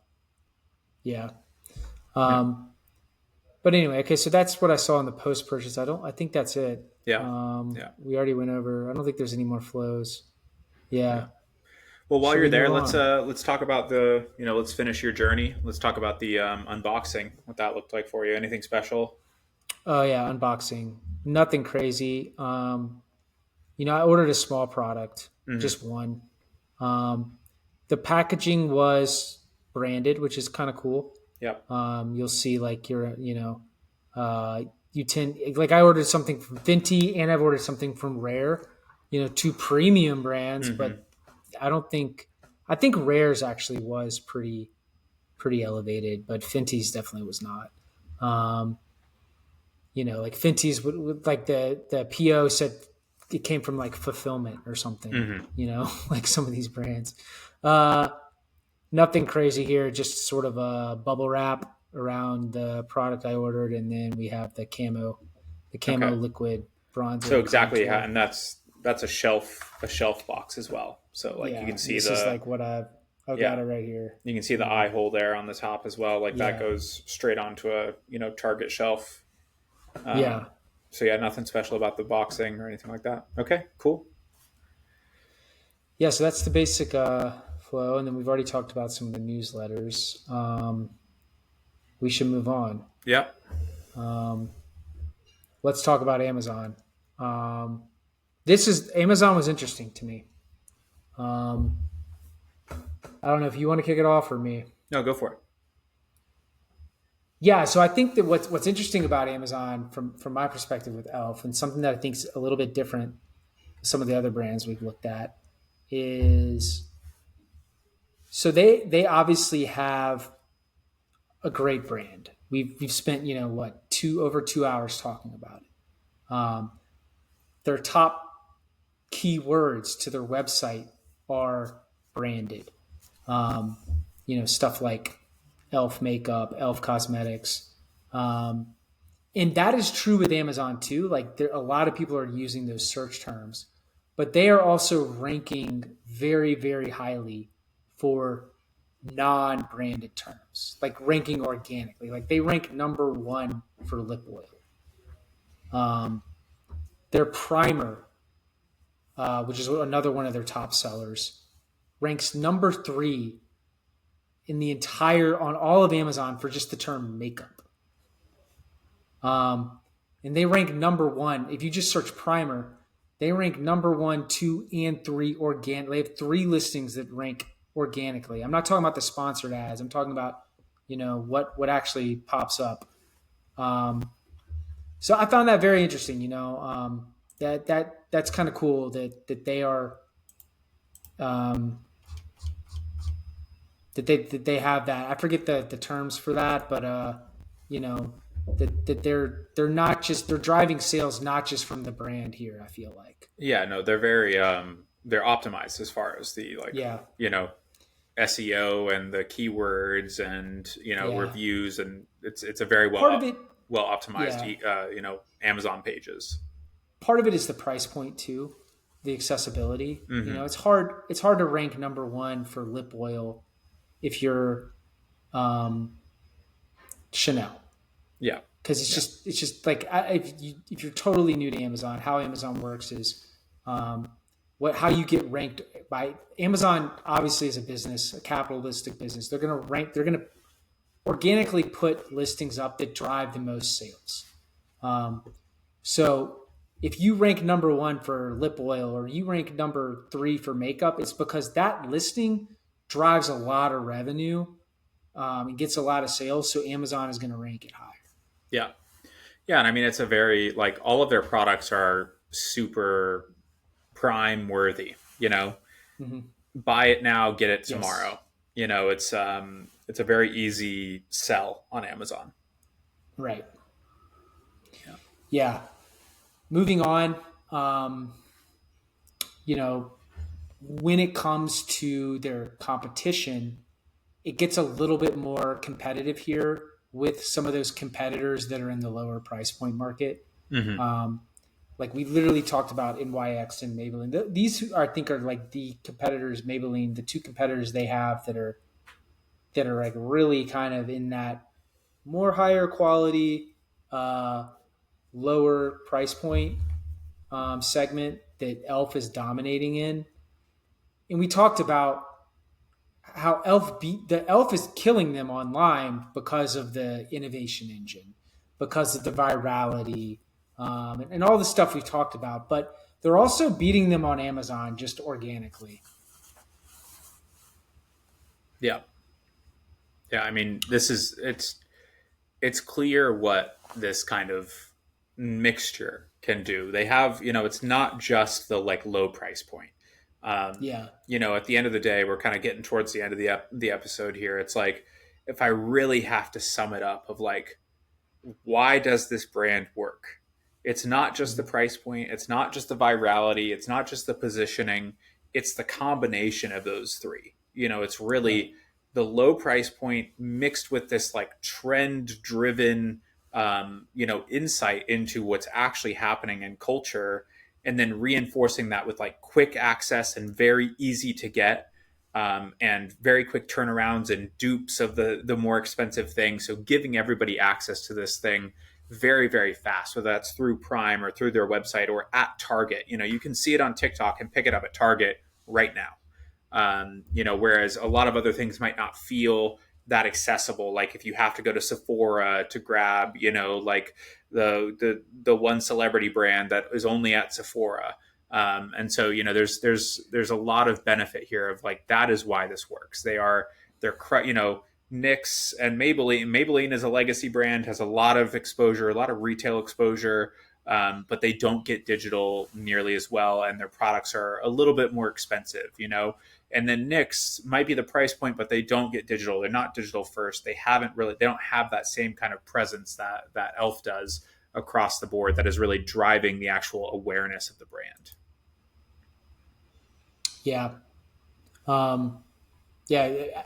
In some ways, like to some, like my reaction to what you said is like they're like the success they see on Amazon is sort of a culmination of everything that's going on here. Yeah. You know, I mean, like I think one of the main, a big reasons why they rank number one for lip oil and makeup and concealer might not necessarily be because people are searching for lip oil totally cold and coming there and being like, oh, I'm going to buy E.l.f. It's because they have so much brand awareness through social media and stuff like that, Hmm. that that they're in. You know, everyone knows Amazon. Everyone, a lot of people are Prime members, and so they're just buying it right there. And Amazon is like pushing them up, because again, it makes so much money. Yeah. Um, let's like to close out Amazon. Let's just talk about their best sellers here real quick. I think the top one they got is this lip oil. 140,000 trans sales a month Hmm. through on this listing. Uh, and that's crazy considering it's only an $8 product. It only is a 1.2 million a month, which is wild. Yeah, When we were looking at some of the Yetis, like the Yeti Rambler, I think we broke that down last month, and it was I forget the numbers off the top of my head, but I think it was a lot less transactions, but a lot more but revenue. like 5 mil a month. Yeah, Yeah, yeah. Um, the primer is another one of their top selling products that gets about $670,000 a month in sales. hmm hmm Um, so that's a little bit about their Amazon business. Let's jump into the retail business. I think this is our last slide here, yeah, maybe. yeah. I think Um, this is where we're closing out. But this is, I yeah, mean, this is a huge part of their play. yeah, I was just about to say in comparison to Yeti, yeah, they have 150,000 purchases. Elf does through Amazon, generating 1 million, but there is so much more retail penetration by Elf than Yeti by design. Yeti has their kind of like bespoke specialty retailers, whereas Elf, the retail strategy is opposite. It is how do we get into as many retailers, especially low cost retailers, as possible. We you have the stats up here. 88% of their sales are coming from retail, with over 50% coming from Target and Walmart alone. So yeah. that the percentage of their sales that are coming from Amazon is like very very low on their list, I would imagine. Then you got Ulta with another, what would that be? Probably $100 million coming from Ulta. Um, they did have brick and mortar stores for a long time, but they closed all of those. I think in the late 2000 teens, right? That's interesting. Yeah, that was interesting because this is the playbook you're seeing a lot of these D2C stores do now. Yeah, Like Yeti, for example. right, Let's like really control the experience. Let's have our own retail stores. right. Um, and that's not the playbook with Elf, like you Yeah, said. no, it's true. And the most interesting thing about this that is they're even going back to their roots in a way, and Yeah. they just signed a deal with Dollar General to hit more rural areas. It's a very interesting play. It makes sense though, because I've in our kind of travels over the last year or two in the RV, we end up in some places that are it's 40 minutes to the closest Target, Yeah. or sometimes even Walmart, and the Yeah. stuff that's around is a Dollar General. And so people that live out there and aren't making their regular trip when they want to go grab something, the fact that a brand this high quality, because the price point is right, could be available in Dollar General is a huge, I think, going to be a great boon for them. Yeah, it's about accessibility, like we talked about. Like most brands would run away from doing a deal with Dollar General. Yeah, They'd be like that, like I don't want to put my brand in a store like that. yeah, Um, even Yeti, who is like a lot of their target market is probably aware for the rural. of that Yeah, for the role. But because the brand is about accessibility, it totally fits in. yeah, yeah. We already talked about the receipt scanning too. Such a Yeah. cool concept. Love that. Um, but yeah, I mean, this has been such an interesting brand to jump into. I love that it's in a way very opposite of what we covered with Yeti, Hmm. but still really similar. Still maintaining quality, but just competing in a different type of market in a different way. It really kind of shows how you can be super successful with a lot of different strategies in business. And kind of but still the playbook in some areas is the same. You need the omni-channel presence. You need to be in Amazon. You need to have some retailers, whether that's all retailers or specialty retailers. You need to have a good, email strategy. Apparently, you need to be using an email design system as well, according to both of them too. You got to have a lot of different traffic sources. You got to be creating content. That's another thing that was similar between the two of them. They have really unique, dedicated content that's really angled towards the type of customer that they're trying to attract.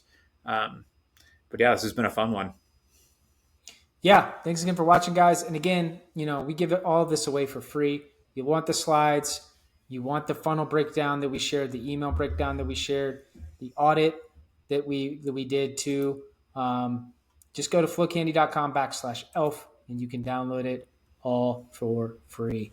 Anything else, Brian, before we wrap up? No, thanks, y'all. Appreciate you coming to listen, and we'll see you next time. Yep.